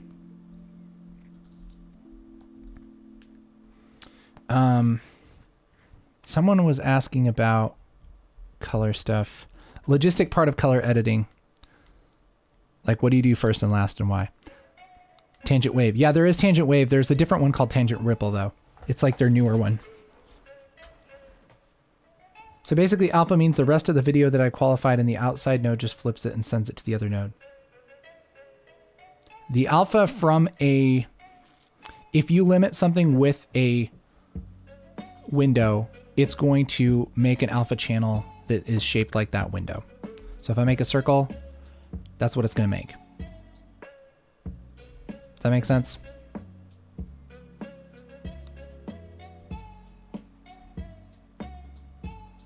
Yeah, and an outside node is just that, but flipped. That's all.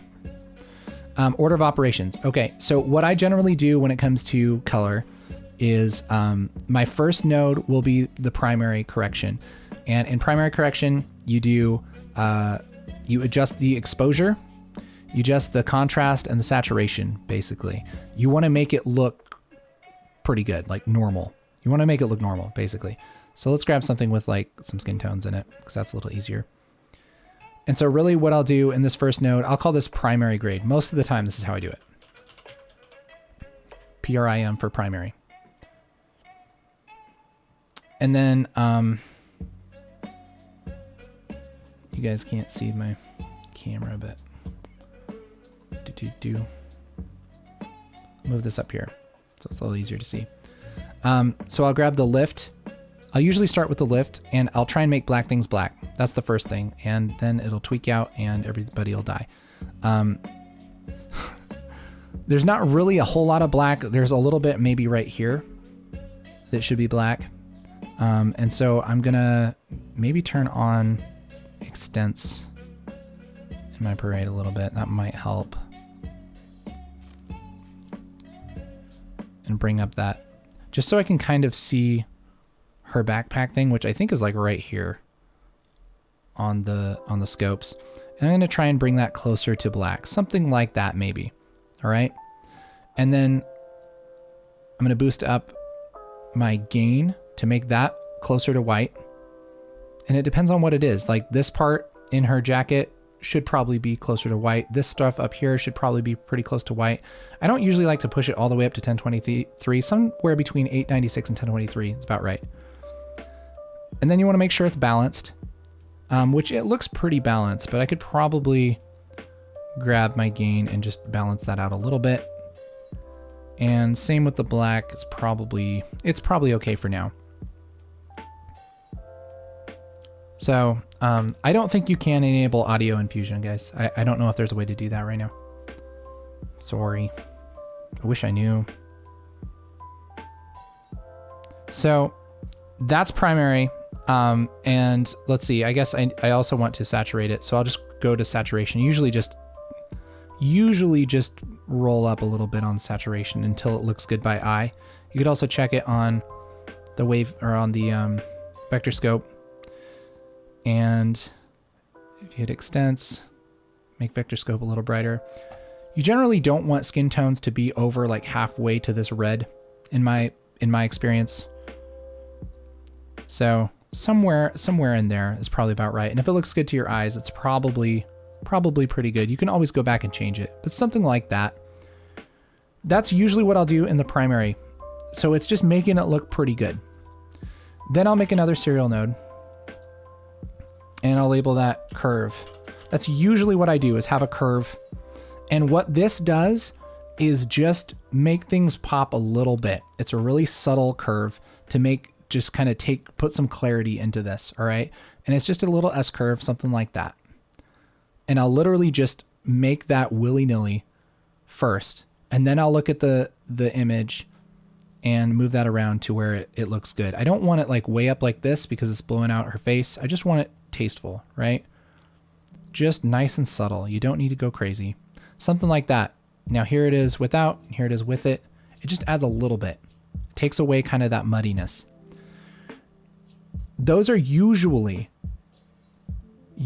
my first two nodes. Then I'll do secondaries. So this is like fixing problems or doing creative things. Like let's say, okay, I don't like that blue for whatever reason. You don't like that blue in her jacket. You could go to maybe hue versus hue, and I'm just going to select this blue, and I'll widen that out maybe a little bit, something like this. You want your curves usually to be pretty wide, pretty gradual. And what this does is remap the hues of things based on the current hue. And so you can adjust. This is hue versus saturation. Hue versus hue is what I'm after, kids. There we go. So like maybe you want that more teal, right? You can kind of boost that up. That's a nice secondary, right? Something like that. So this would be secondaries. If you wanted to, you could make those all, hey, that's a little bug I found, I think. Is renaming that node makes it lock up. That's interesting. I wonder why that is. I have not experienced that. I wonder if that's in the new beta. Or the new version, not the new beta.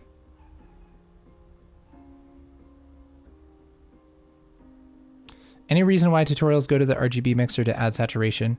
I think technically it's maybe a little bit cleaner. I think that's why people like that. I honestly am not sure. I have never done it that way. There's probably a fancy reason to do that, but more nerdy people know that than I do.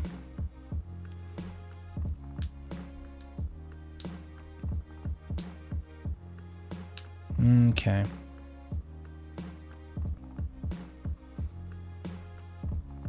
Okay, since apparently I found a bug, I'm gonna close this and come back real quick. What would you do if there wasn't any black, gray, or white in your shot? How to use the gain and lift then? You'd kind of have to do it by eye. That's what's frustrating. If there isn't anything that's black or white, what you'd probably do is find a shot that does have black or white and color correct that, make that look good, and then match that shot that doesn't have black or white to that shot. Does that make sense? So like if there's a wide shot and there's like a black and white poster in the background, and then there's the close-up shot, you would grade the wide shot where you do have that reference and then match the shot where you don't have the reference to it. That's what I do. I always forward your crash course to newcomers. Thank you for doing that. Of course. Thank you so much. That's awesome. What are the best ways to deal with clipped highlights when trying to make something look filmic? It depends on how clipped they are. I mean, if they're clipped to where it just doesn't look good, it's never going to look good. If it's something like the sky is really bright because just you're exposing for your subject, right? Like if this were blown out, you'd probably just live with it. You can also adjust, you can probably do some adjustment in these curves and kind of adjust the this little part right. Gosh, you can't see it. I'm sorry, guys. You can adjust these curves. So I was talking about this sky right here. You can adjust these curves and kind of change how those highlights roll off, you know? If it's one specific part, you could do that same thing in a new node and limit it with a window on just the part that's overexposed. That's a good way to do it. Yeah.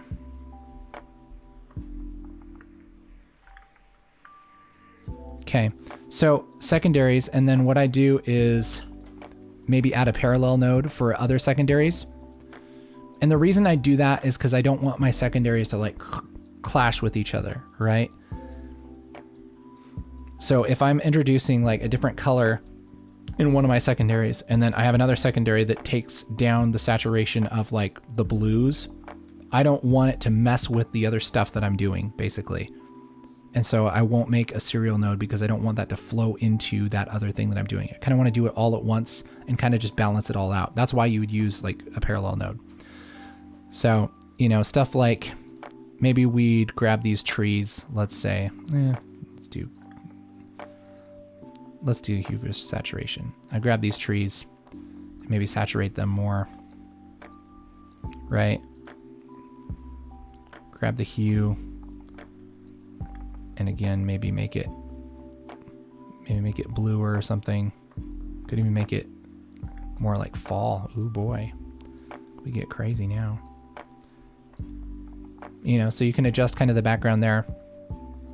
So that's your secondaries, right? And then after that is generally where I'd put like the look, right? And you could also do this again in a an adjustment layer over your edit page, but your look generally will go after all of that stuff, right? And that by that I mean like a stylistic grade. So like let's say it's something like this kind of thing where we have maybe a certain saturation where like the darker parts are desaturated.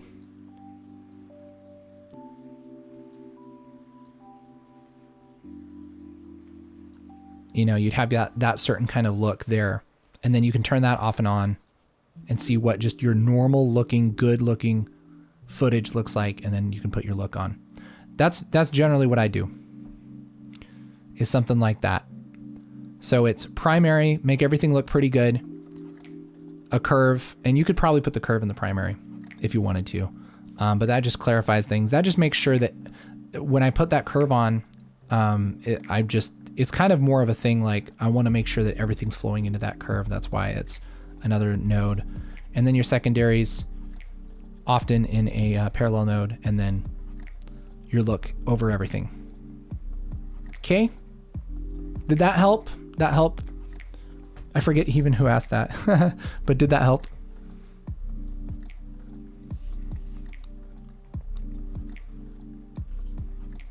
Okay. How to cut a clip in Fusion. Are you talking about like just to make it shorter in general? Because like if you just want your comp cut, you'd probably do that in the edit page, right? And so like if you want it cut shorter like this, you do that and then go to Fusion. And you can actually go back and forth, right? And so if you want this shorter, you can still go back to the edit page and cut it and go back to Fusion. You could do that. If there's like another clip over it, you can adjust it in the keyframes, I believe. I'm probably gonna mess this up, but let's say we have this over it, this media over it, right? I think that you can go to keyframes and you can kind of adjust where things happen. And you can kind of make your cuts there. So you can actually kind of do a little edit there, which that's probably a really not a great way to do an edit, but you can kind of move things around in the keyframes panel. Sorry, keep trying to get my camera out of the way. Okay. All right. Where would you put your power window to brighten a face? You'd put it on the face. Do you want to explain more what you're talking about? I'm sorry. I'm not trying to troll you. It is kind of funny though. I had to take it.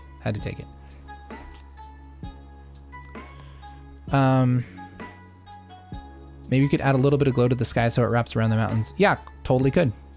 Yep. Any trends in color grading you find interesting? I think it's fun that a lot of movies are getting a little bit more extreme with their color grades, because there's a lot of movies that are just pretty subtle, but you know, there's a lot of like kind of more extreme looks and stuff, which I think is cool. I think it's cool to have fun like that. I think it can be overdone and it can look cheesy pretty quick, but it depends on the story. Like you always want to have a reason to color grade something a certain way, you know?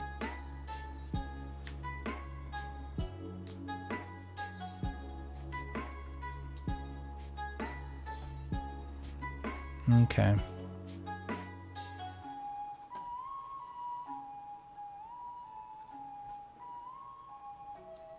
Oh, in the node order. Okay. Sorry. I was just like, what? That would go in secondaries, I would think. I would think that would go in secondaries. Yeah, so if we had this, I would make that like right here. If you want to brighten her face. I got you good though. Oh boy, it was great. Yeah, to brighten her face, to do something like that. Her face is already pretty bright, but you know what I mean. That's where that would go, I would say.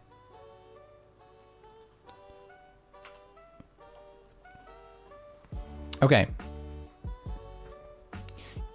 Let's see. Somebody asked.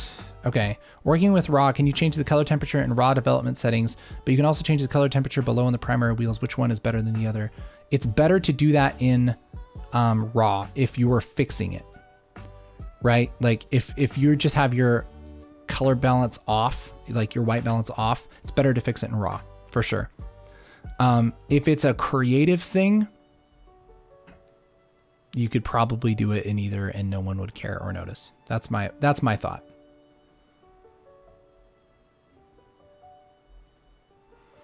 How do you animate or adjust colors for a long take, like when it changes more than usual? There's a couple ways to do that. Let's see. Let's find one that's a little bit longer. Here's a little bit long. Here's a great example. Look at that. This one doesn't change a whole lot other than that flare. But maybe we'll do something like this. Here's how you would generally do it, right? Let's say she goes from really sunny to like in complete shadows, right? And this clip is awesome and it's really well exposed and everything. But let's say you have like a part that's really bright. Let's say something like this, right? And you have your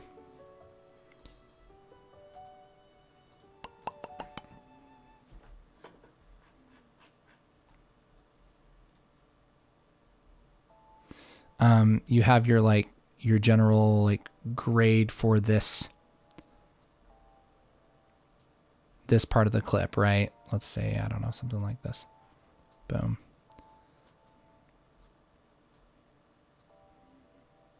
And you really like it. Let's say, I'm kind of butchering this, but you'll get the idea. And then you want to adjust that, like, it looks okay right here, let's say, but you want to adjust it for here where it looks crazy. What I would do is I would make a grade in one node for one part. So this is like the bright grade. And then when it's darker, you could turn this node off. And or you could just keep this on, I guess, and then you could boost it up. Oh, is that gonna mess stuff up? I think it might. Yeah, never mind. Sometimes I get confused with stuff, guys. But yeah, you can turn this off and like do a different grade, right? For when it is darker.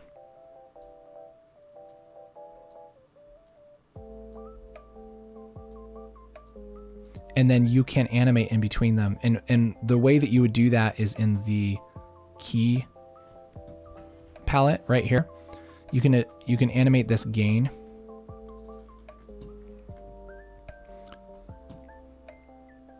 And so you can click on like color corrector 2 and have that fade in right there. But when it's really bright, let's say if you don't like this, you can move back and forth and kind of adjust your gain. Like, okay, I don't want it on there, but here I want it on. And so you can animate that throughout the shot, right? Boom. And you could do the opposite on this other corrector if you wanted to. There's also ways that that I've done before to where one node will control the other node, basically. Like you could probably, can you do this? No, you probably can't. But you can basically do the opposite on this node, right?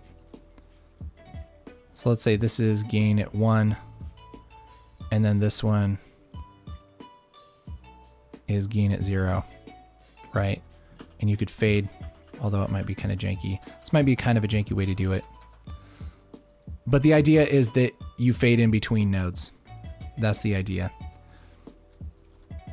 So that didn't really work super well, but I have done stuff like that before where you'll have like, this is kind of a weird example, where you'll have like a, like I graded this like huge long tracking shot. It was like a snorri cam shot going through this huge house, and there were different rooms with different lighting and stuff. And I basically just had a node for each room, and then I just animated the key output gain on every node throughout it. You could also go back to your edit page and just clip it, just cut it right there. It's a little bit messier to do that, but you could do that and then just fade it. And so if like you start out in the sunshine and then you go down into the shade, you could grade the shady shot, grade the sunshine shot, and then just fade them in between. And there's nothing wrong with doing that in edit either.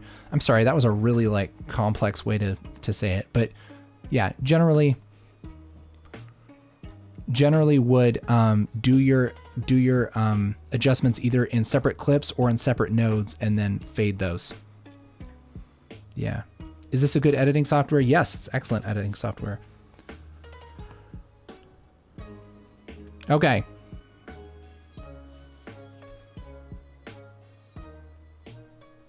Cutting as dissolve is the way I've done it. Yeah, totally. That's great. Could use a parallel mixer and animate. Maybe, yeah. Is it better practice to change in RAW because clipping highlights remain pure white instead of becoming warmer, colder? But if you take an eyedropper for an example, you'd have to manually take the numbers from below. Yeah. Yep. Is it possible to merge nodes to reduce GPU memory? It's not going to matter a ton. That kind of stuff it's not going to affect it too much. I wouldn't worry about it. Where you really get into GPU memory is stuff like where you're doing like noise reduction or like open effects and stuff like that. Can you have a clip with one grade and the same clip down the timeline with another grade? Yeah. Yep. That's not a problem at all. No, each clip is individual, even if it's from the same source. Yeah, it has to do with the clips on the timeline. I'm off. Thanks, Casey. Perfect thing to do in quarantine. Hey, thank you so much, guys. Thank you. Guys, I'm going to be on here for maybe another 15 minutes-ish. So what other questions do you have? I would love to try and get as much as we can. We've been talking a lot about color. We've talked a little bit about fusion.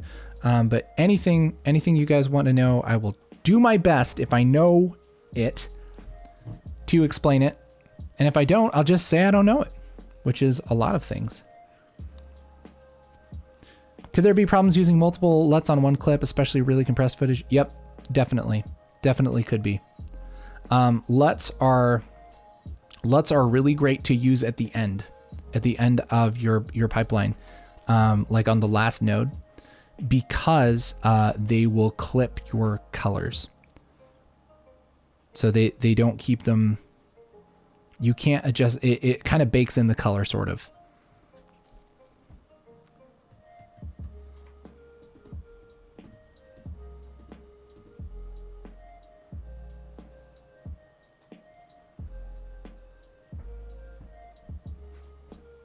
What's the best way to manage audio in the edit page? I find that my audio channels and video channels are always out of sync when I start dropping music and sound effects in the voice on top of voice tracks.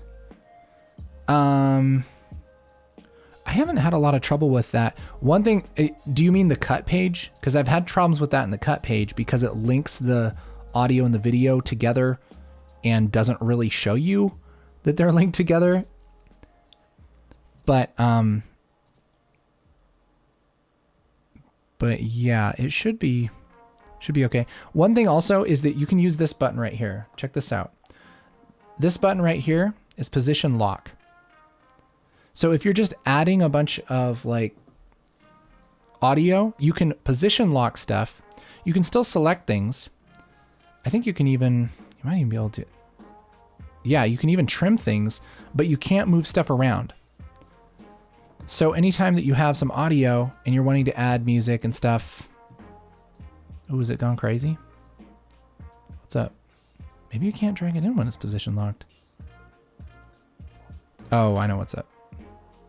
Do I know what's up? Oh, there it goes. Oh boy, lost its dang mind. Okay, so yeah, you can position lock and keep all of your stuff right where it is, and then you can just add more audio tracks. That's a good way to do it. Do you ever make use of groups with grading? I used to a lot, but now I tend to use either an adjustment layer or a or a shared node.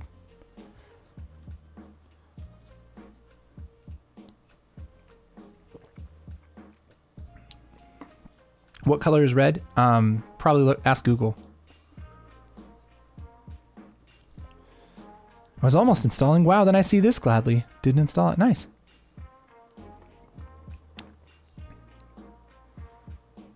Have you had a chance to look into the new public Foley library they made available with 16.2? No, I haven't, but that's awesome.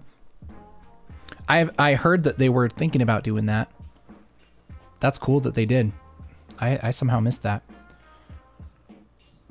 Biggest benefits of the studio version versus the free version. For me, the biggest benefit is this right here. It's, now I can't move my stuff here. Hold on.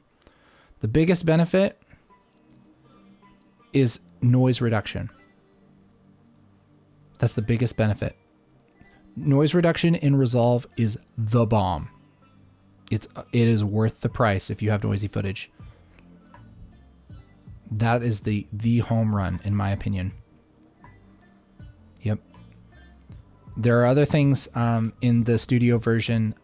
There's like a shared workflow that you can do where you can share it over a server, which I've been wanting to try out, but I haven't gotten to try out very much. And then you can render higher resolutions. There's things with like stereoscopic stuff. There's a few more open effects, like some of the fancier ones, the ones that are really flashy, will come with the studio version. But for me, the biggest thing is noise reduction. That's the one that you actually use all the time. Like the other things are cool, but it's like, oh yeah, that's fun. And one time in my whole life, I'm going to use that random, awesome open effect. You know what I mean? Unless you have a specific type of work that you do all the time that happens to be perfect for, like, you know, deleting people from a shot and that kind of thing. Is it possible for two people to work on the same project? Yeah, you can through the studio version. Is there a way to know the file size when I export? Are you talking about like the render? It should show you. I think it will show you when you. It's under file. Yeah, under file. It'll say disk space currently used. Disk space used after render. And so it'll tell you how much of how big of a difference it's going to make. Does somebody you know when 17 is coming out? No, I don't know. They usually put stuff out, at least in beta, in around NAB. So I would assume it's around NAB, but I don't know. Of course, NAB isn't really happening, but around that same time, you know, which is in the next few weeks. I have no idea. Use Neat Video for noise reduction, not Resolve. Here's the thing, Mr. Zombob. I would say that, and I did use Neat Video with the non-studio version of Resolve for a long time. The Resolve noise reduction is just as good, and it is way faster, like insanely so much faster. It's insanely faster. Yeah. How would you correct the aspect ratio on this clip? I mean, get rid of the black bands. What I'd probably do, you could either make your project that aspect ratio, or you could just zoom it up. So you could grab this clip or a clip that makes sense and just zoom it. Because at some point you're going to have to either cut off the sides. You're going to have to do that at some point. You might as well have control over it right there. I don't think there's a reason to not do that. The warper feature was a big deal for me in the studio version, as was improved upscaling and quality boost. Yeah, okay. There you go. And for different people, different workflows, you know what I'm saying? How could you... Okay. Are there any rules for cinema exports, like how deep black and white should go? You'd probably have to look that up. I don't know that off of my head. I'm sure there's all kinds of recommended settings and stuff. How do you two-color chroma key? Are you talking about key two different colors out like of an image? Or are you talking about like what exactly do you mean by that, Mike? I'm super new to DaVinci from Premiere. Is there a way to click on a clip and open it in Fusion or Color directly from the timeline? Like always open the selected clip when changing tabs? It does that automatically, Alex. So like whatever clip you're over, if you click on Fusion, that's what opens up in Fusion. If you're over this clip in Color, it'll open up in Color. Resolve shares a timeline throughout it. And so you're always working on the same clips in the same timeline. There's no round tripping at all. Which is, you know, coming from Premiere, it's strange. But like once you get it, you're like, oh dang, that's rad. Know what I'm saying? Is there Halo art in the background? Yes, my friend, I love Halo. My friend drew a bunch of Halo stuff. Shared projects was another reason I paid for the studio version, but never really figured it out. Turns out to be a lot more complicated. Yeah, I think you need to have like a separate server and stuff. The thing is, it's a lot less complicated than similar things like that, but it's still more complicated than, you know, probably a normal person would be super into, you know. I would like to tackle that and make a tutorial on it soon, because that is really interesting to me, and I think could be really good for like smaller post houses and stuff.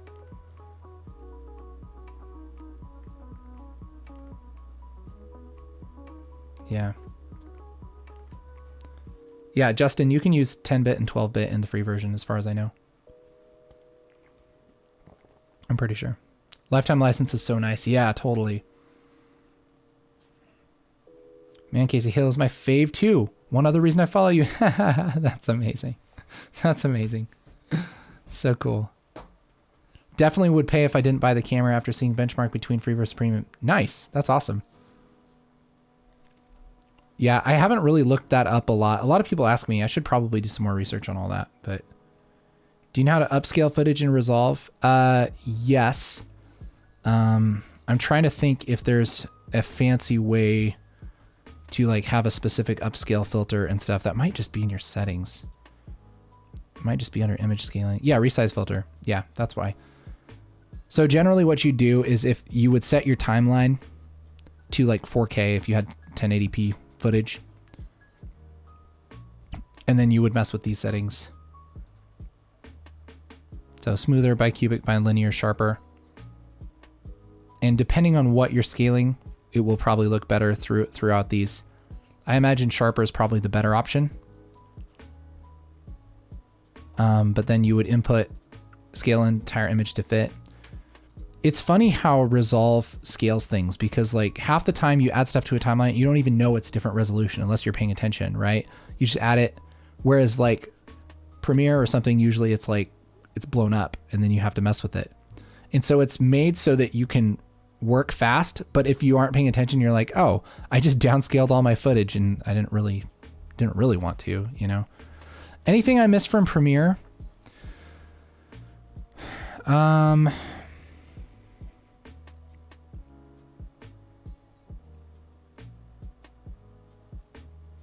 Really, the only things that I missed for a while was warp stabilizer and adjustment layers, but Resolve has those now. So like last year I would have said that, but no, I don't think so.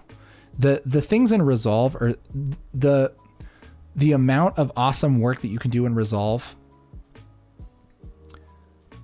in my opinion, greatly outweighs small things that aren't in Premiere, or that are in Premiere that aren't in Resolve. You know, like I've not missed Premiere at all. Like, oh, we still have a Premiere subscription, just because I use like Illustrator and Photoshop and stuff, and I just never open it because I don't need to. It's always more complicated and takes more time to do something in Premiere than Resolve. Pretty much all the time. And there's certain things that you need to like relearn how to do, or figure out, you know, exactly how Resolve does it versus Premiere. But you can usually Google it and it doesn't take too long. Can you tag your render with the correct gamma to be able to view in QuickTime without a gamma shift? Oh man, I'm not sure on that. I know viewing in QuickTime always has some kind of gamma thing that everybody's frustrated about, including myself.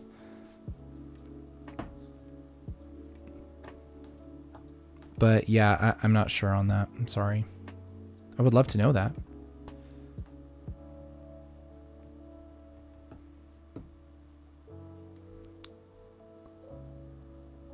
Is it possible to share a color grade between projects?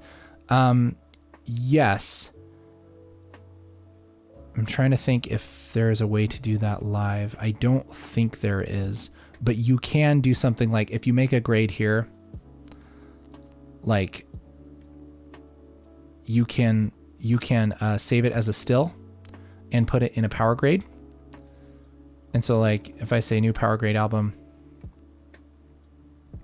I can do, you know, a grade that I like here. Let's say, oh man, this is the greatest possible look. All right. The world's greatest look. It's amazing. Everybody was worried about how awesome it looks and they're intimidated. Okay. They're intimidated by how awesome this looks. And you grab that still to your power grade. You can grab that in any project that you open. So if I make a new project, let's say, okay, save this, make a really fancy thing like new project 1. I can grab this in this new project because it just lives there. It's nice. It's a good time.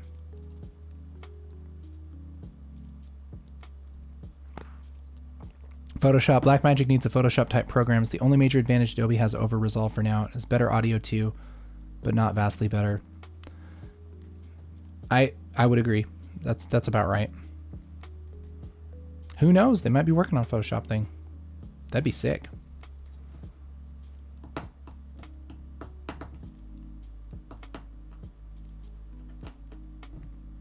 I'm new to DaVinci Resolve. Which tips can you give me about cinematic color grading? How to mask well color with color picker, about color theory? Really, the biggest advice I can give you is to do it a lot. If you want to get better at color grading, do it a lot and play with stuff and compare shots that you really like to the shots that you have. And most cinematic color grading, when you're talking about, oh, I want to color grade something to look cinematic, it has to do with how you shoot it and how you light it. So you can't make something that just looks nasty. Like none of this looks nasty. It's shot well, but like if something doesn't look good, you can't color grade it to make it look good. It's just going to look like a color graded nasty shot. Okay. That said, make sure that that things in the shot that are supposed to be black are black. Things that are supposed to be white are white. I do have a tutorial on basic color grading. It's called I think it's color grading for noobs, something like that. And the thumbnail says watch this first.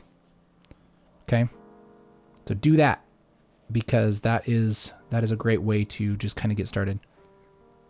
Can you just save the grade as a let? You could. I don't think. I mean, you could if it's something that you want to maybe send to somebody else who doesn't work in Resolve. But a let will not keep things like masks and windows and all of that stuff. All the fancy stuff that Resolve does, other than basically remapping the colors, a let won't do. So a power grade is much, much more powerful than a let. And it doesn't limit your colors either. It doesn't cut off your like highlights and stuff like a let will. Can you export to animated GIF? I don't think you can directly out of Resolve.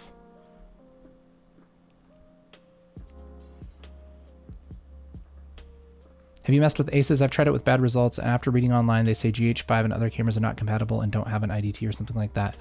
I have messed with ACES. One thing that I like that is essentially the same thing is Resolve color management. Definitely do some looking into that. There are people that are much more nerdy than I am who've messed with Resolve color management and had good results.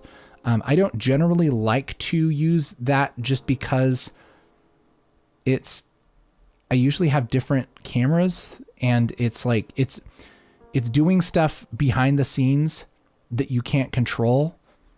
And I like to have everything kind of in front of me and be able to control it, right? And so I'd rather have everything in nodes that I can see rather than having it do something behind the scenes, transforming something behind the scenes. That said, if you're not super into color grading and you're like, man, it would be really great to just have this footage look good and I just don't want to mess with anything, I believe that you can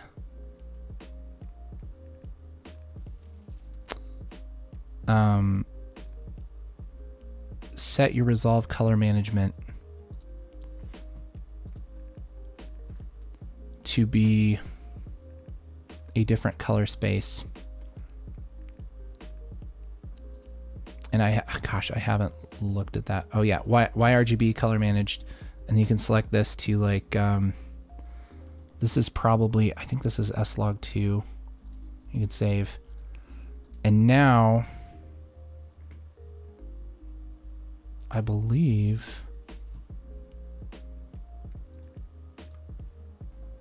you can make it look better by doing that, but I forget. There's probably something I need to turn on that I'm lost on. So I haven't used that a ton, but it is really cool. I know there's, what is this? Color science.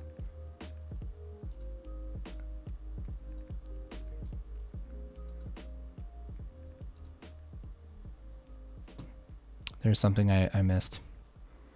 There's something I missed. Hold on.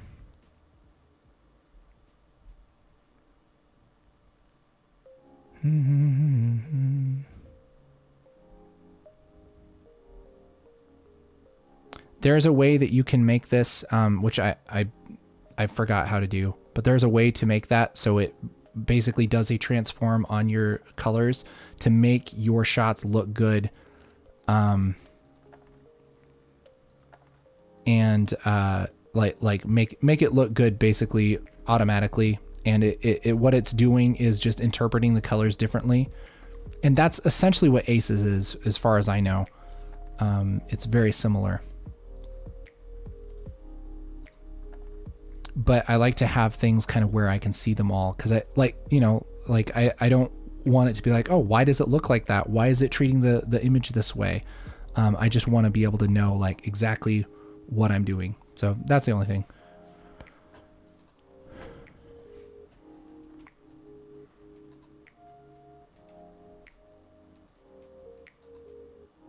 How does the data levels setting affect the render? It depends on the codec.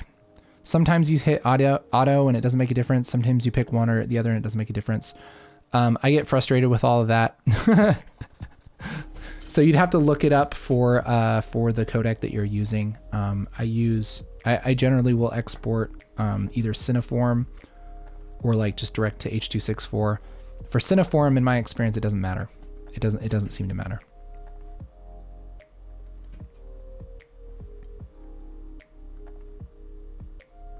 What's your preferred export setting for H.264 as though you were exporting your current timeline?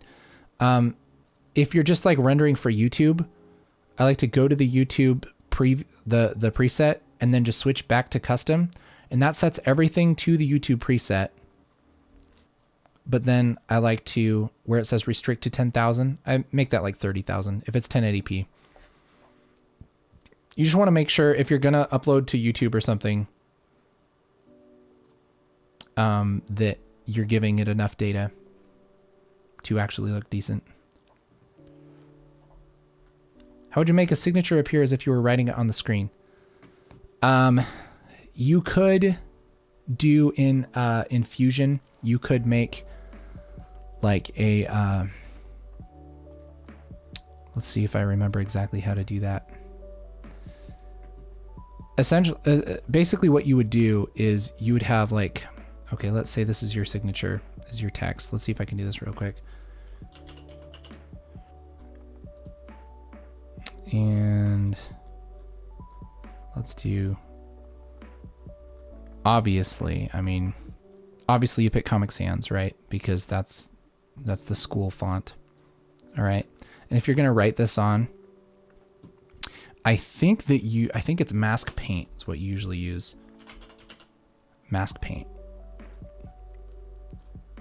And if you put Mask Paint on that and disconnect it, you can select this one right here, which is Polyline Stroke, and draw a stroke like this.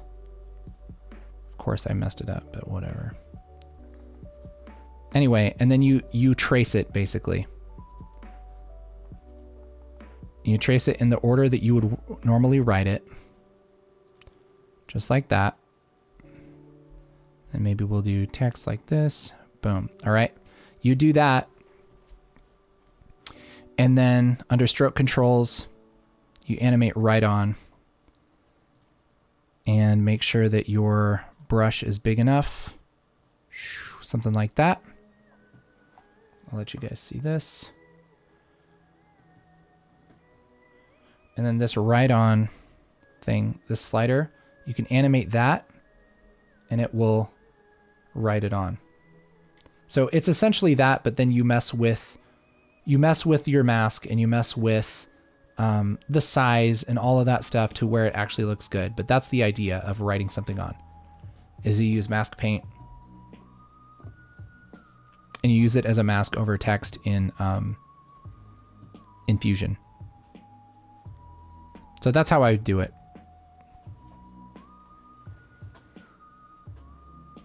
Explain the codec options and the export page. Most of those formats and codecs I've never even heard of until I saw them there.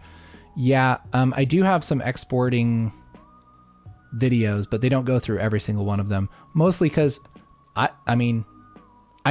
think I know what most of them are, but I don't really use them. So I'm kind of like, why would I talk about something I don't really use a whole lot? That's kind of how I approach things, is if it's useful to me and if I have experience with it, I'll share it. But if I don't, I'm kind of like, I don't really want to talk from a place with like zero authority. You know what I mean?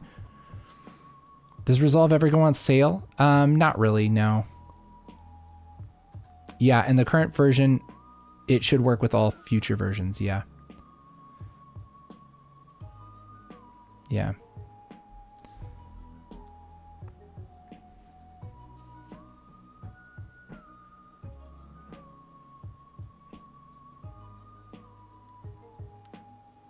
Okay. How do you manage time between projects? What's your secret to start and finish? Paula, can you kind of explain what you mean by that? Do you mean like just like efficient workflow, or like how I work fast or something? All right. Thank you so much. Hey, you're welcome. I found your channel yesterday because I'm trying to leave Vegas Pro and its problems behind and start working with Resolve, but there are a lot of things that I just can't figure out. For example, is there any way to create presets for zooms and crops in the inspector? Let's see. I think you can. I could be confused. I get sometimes confused like with Premiere and stuff because yeah, you can do that in Premiere. I don't know if there's a way to do that specifically. I don't think so. But you could do something like, yeah, I don't think you can do that. As far as I know. Does anybody know if there's an easy way to do that?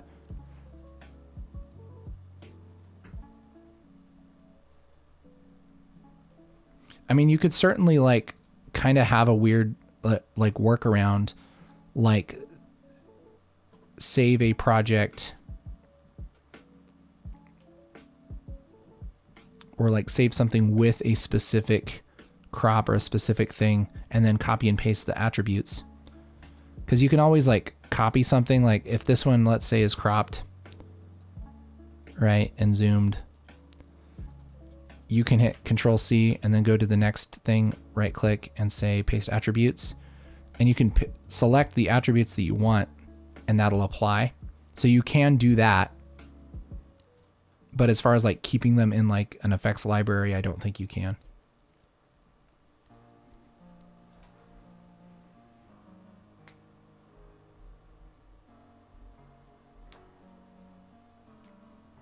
You can save something in the inspector as a preset, maybe. Can you?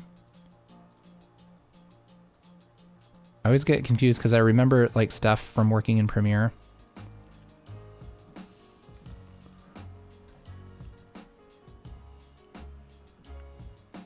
Yeah, it's interesting. You can work on color tab and timeline node to make universal crops zooms. Oh yeah, you could. I guess you could do that through color. You could do like a power grade and do that like with like a node color or with a node. Like you could go here, let's say. Let's grab one of these. You could do something like select node sizing and zoom it like this. And then grab a still and save that in between projects and then apply this still and it would apply that. You could do it that way. That's kind of a janky way to do it, but yeah, you could totally do it that way. Maybe in an adjustment clip. Yeah, you probably could. So like you're talking about if you made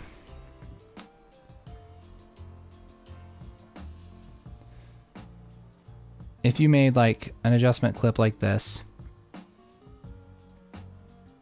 Man, this thing's like tweaking out today.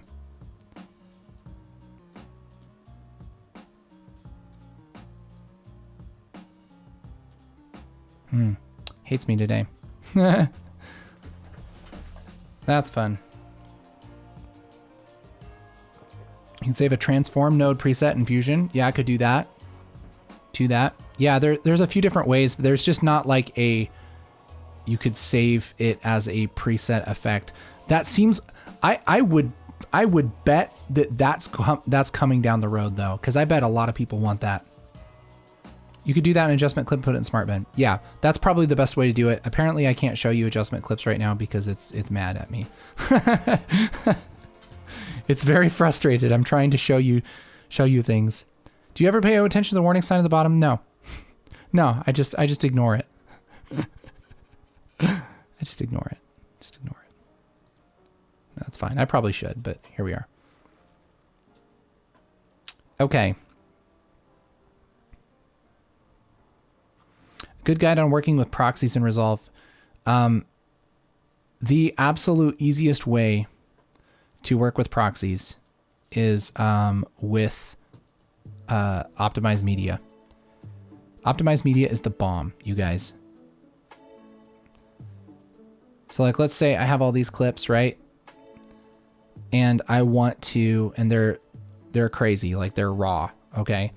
I can select them and right click and say, generate Optimize Media, and that will generate proxies, right? And you can adjust what it does through, I think, master settings, Optimize Media and render cache. You can tell it what to make, right? Optimize Media format.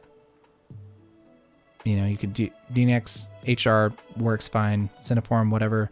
So you can make it like real small, like a quarter of the size, right? And you could right click, select whichever ones you want to make proxies of, right click and say, generate Optimize Media. And it'll take a while to render, just like rendering proxies at any point does.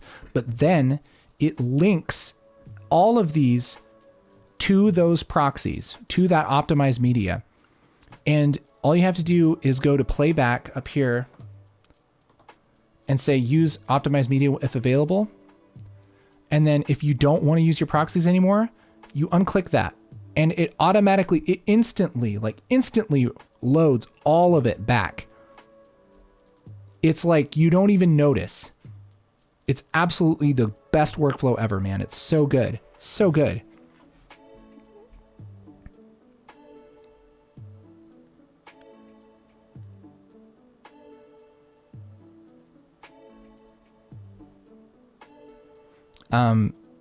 And then what's cool is even if you forget to click this off, like all the renders in the deliver page, they default to just not use that optimized media. They'll switch it out. They'll use your real media. Isn't that cool? Like, that's such a good way to do it. I'm really impressed by that. Any issues working with multiple monitors? I usually use the one monitor layout. I don't really like the two monitor layout. I've had problems with that, yeah.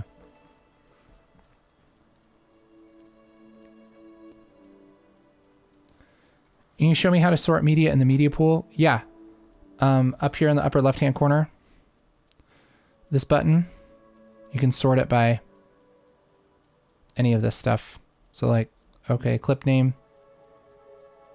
And then you can just deselect and then select them all and then just drag them to the timeline and it will go in that order. If only my system was actually letting me drag stuff to the timeline. It's very grumpy at me today. I probably need to update video drivers. That's probably part of it. But yeah, that's how it's supposed to work. Can you show how to sync audio from a separate mic? So easy. Insanely easy. Let me see if I can grab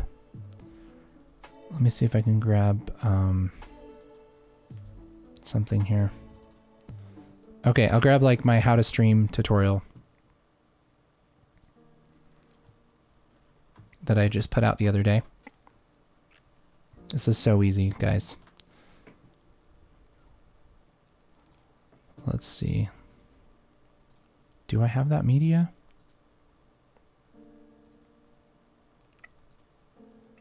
Oh, this is, oh, I know what's up. I know what's up. I was thinking of something else. Here's how you do it. It's so easy. Let me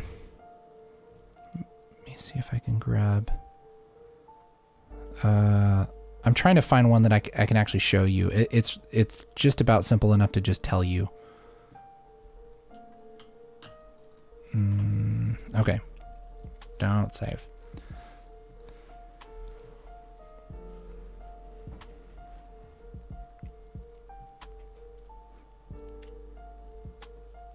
Okay, so this is a project I was working on the other day for one of my other channels, and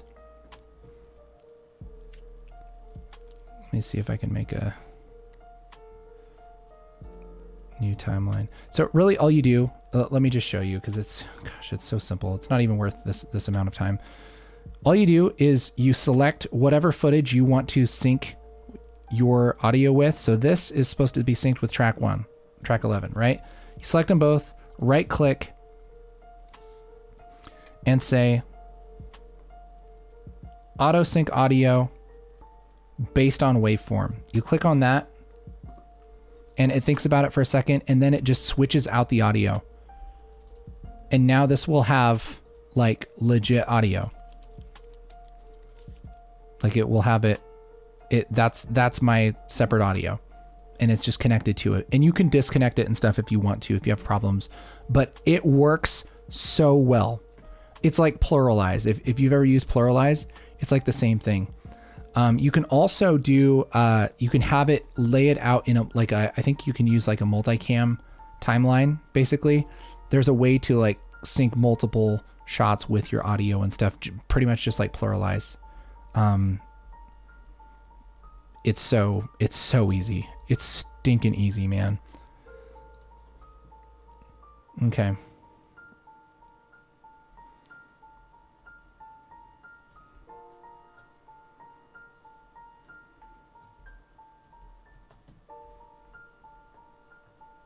Okay.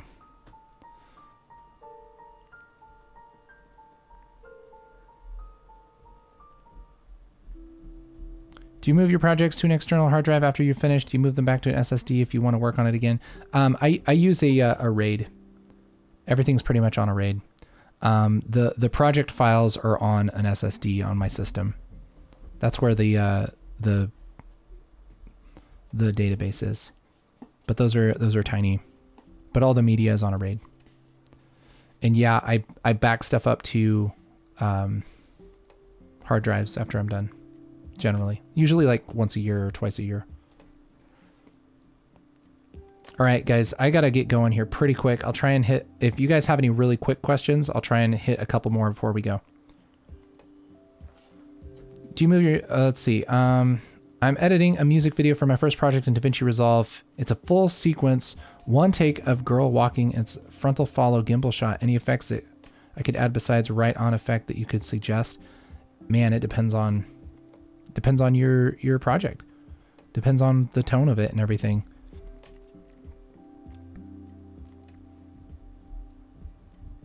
I mean, I'd have to see it and hear it and stuff. You know what I mean?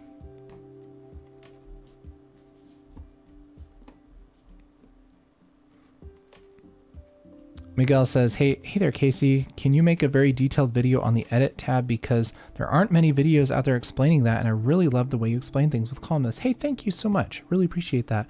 Guys, I'm going to be working on a very detailed video series on Resolve. It will be for purchase, but it's going to be like a masterclass on Resolve. That's what's coming down the line.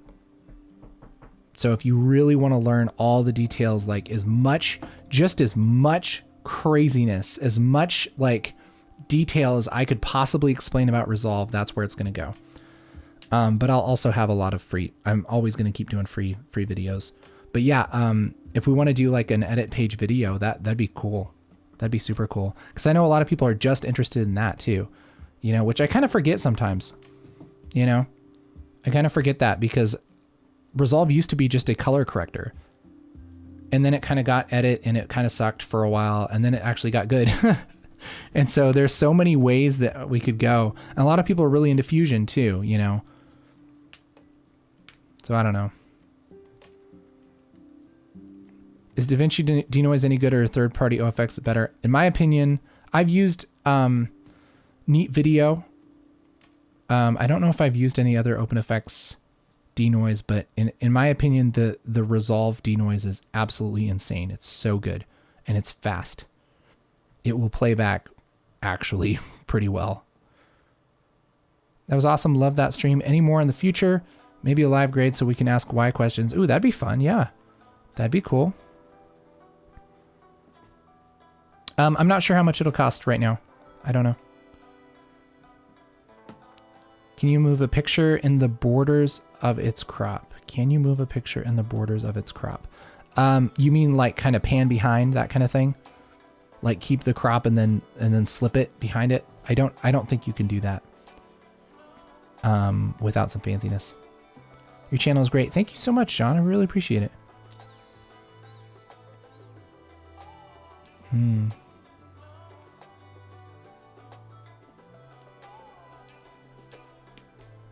Yeah, I guess you could do that with like an adjustment layer, maybe. That could be cool.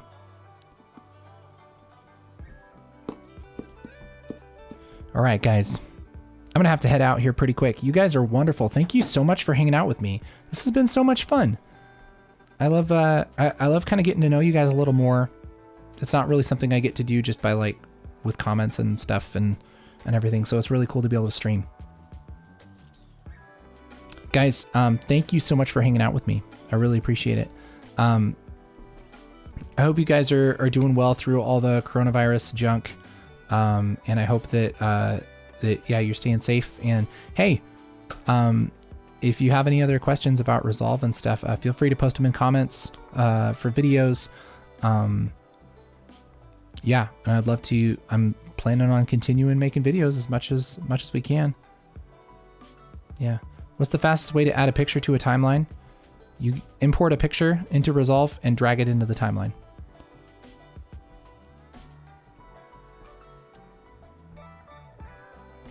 Yep.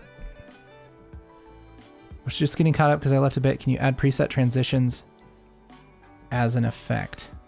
I don't think so. Can you add preset transitions as an effect? No, I don't think you can make like custom transitions except for things like in Fusion where you just put it over something, you know, which I have a tutorial on. Anything special for 100K subs? I don't know. We could probably do a giveaway, maybe do another live stream. I think that'd be fun. Maybe another live stream with giveaways. That'd be fun.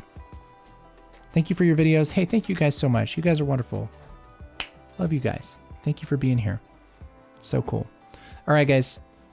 Take it easy. Keep your eye on the channel for more videos. And I miss you. And I will see you later. Bye.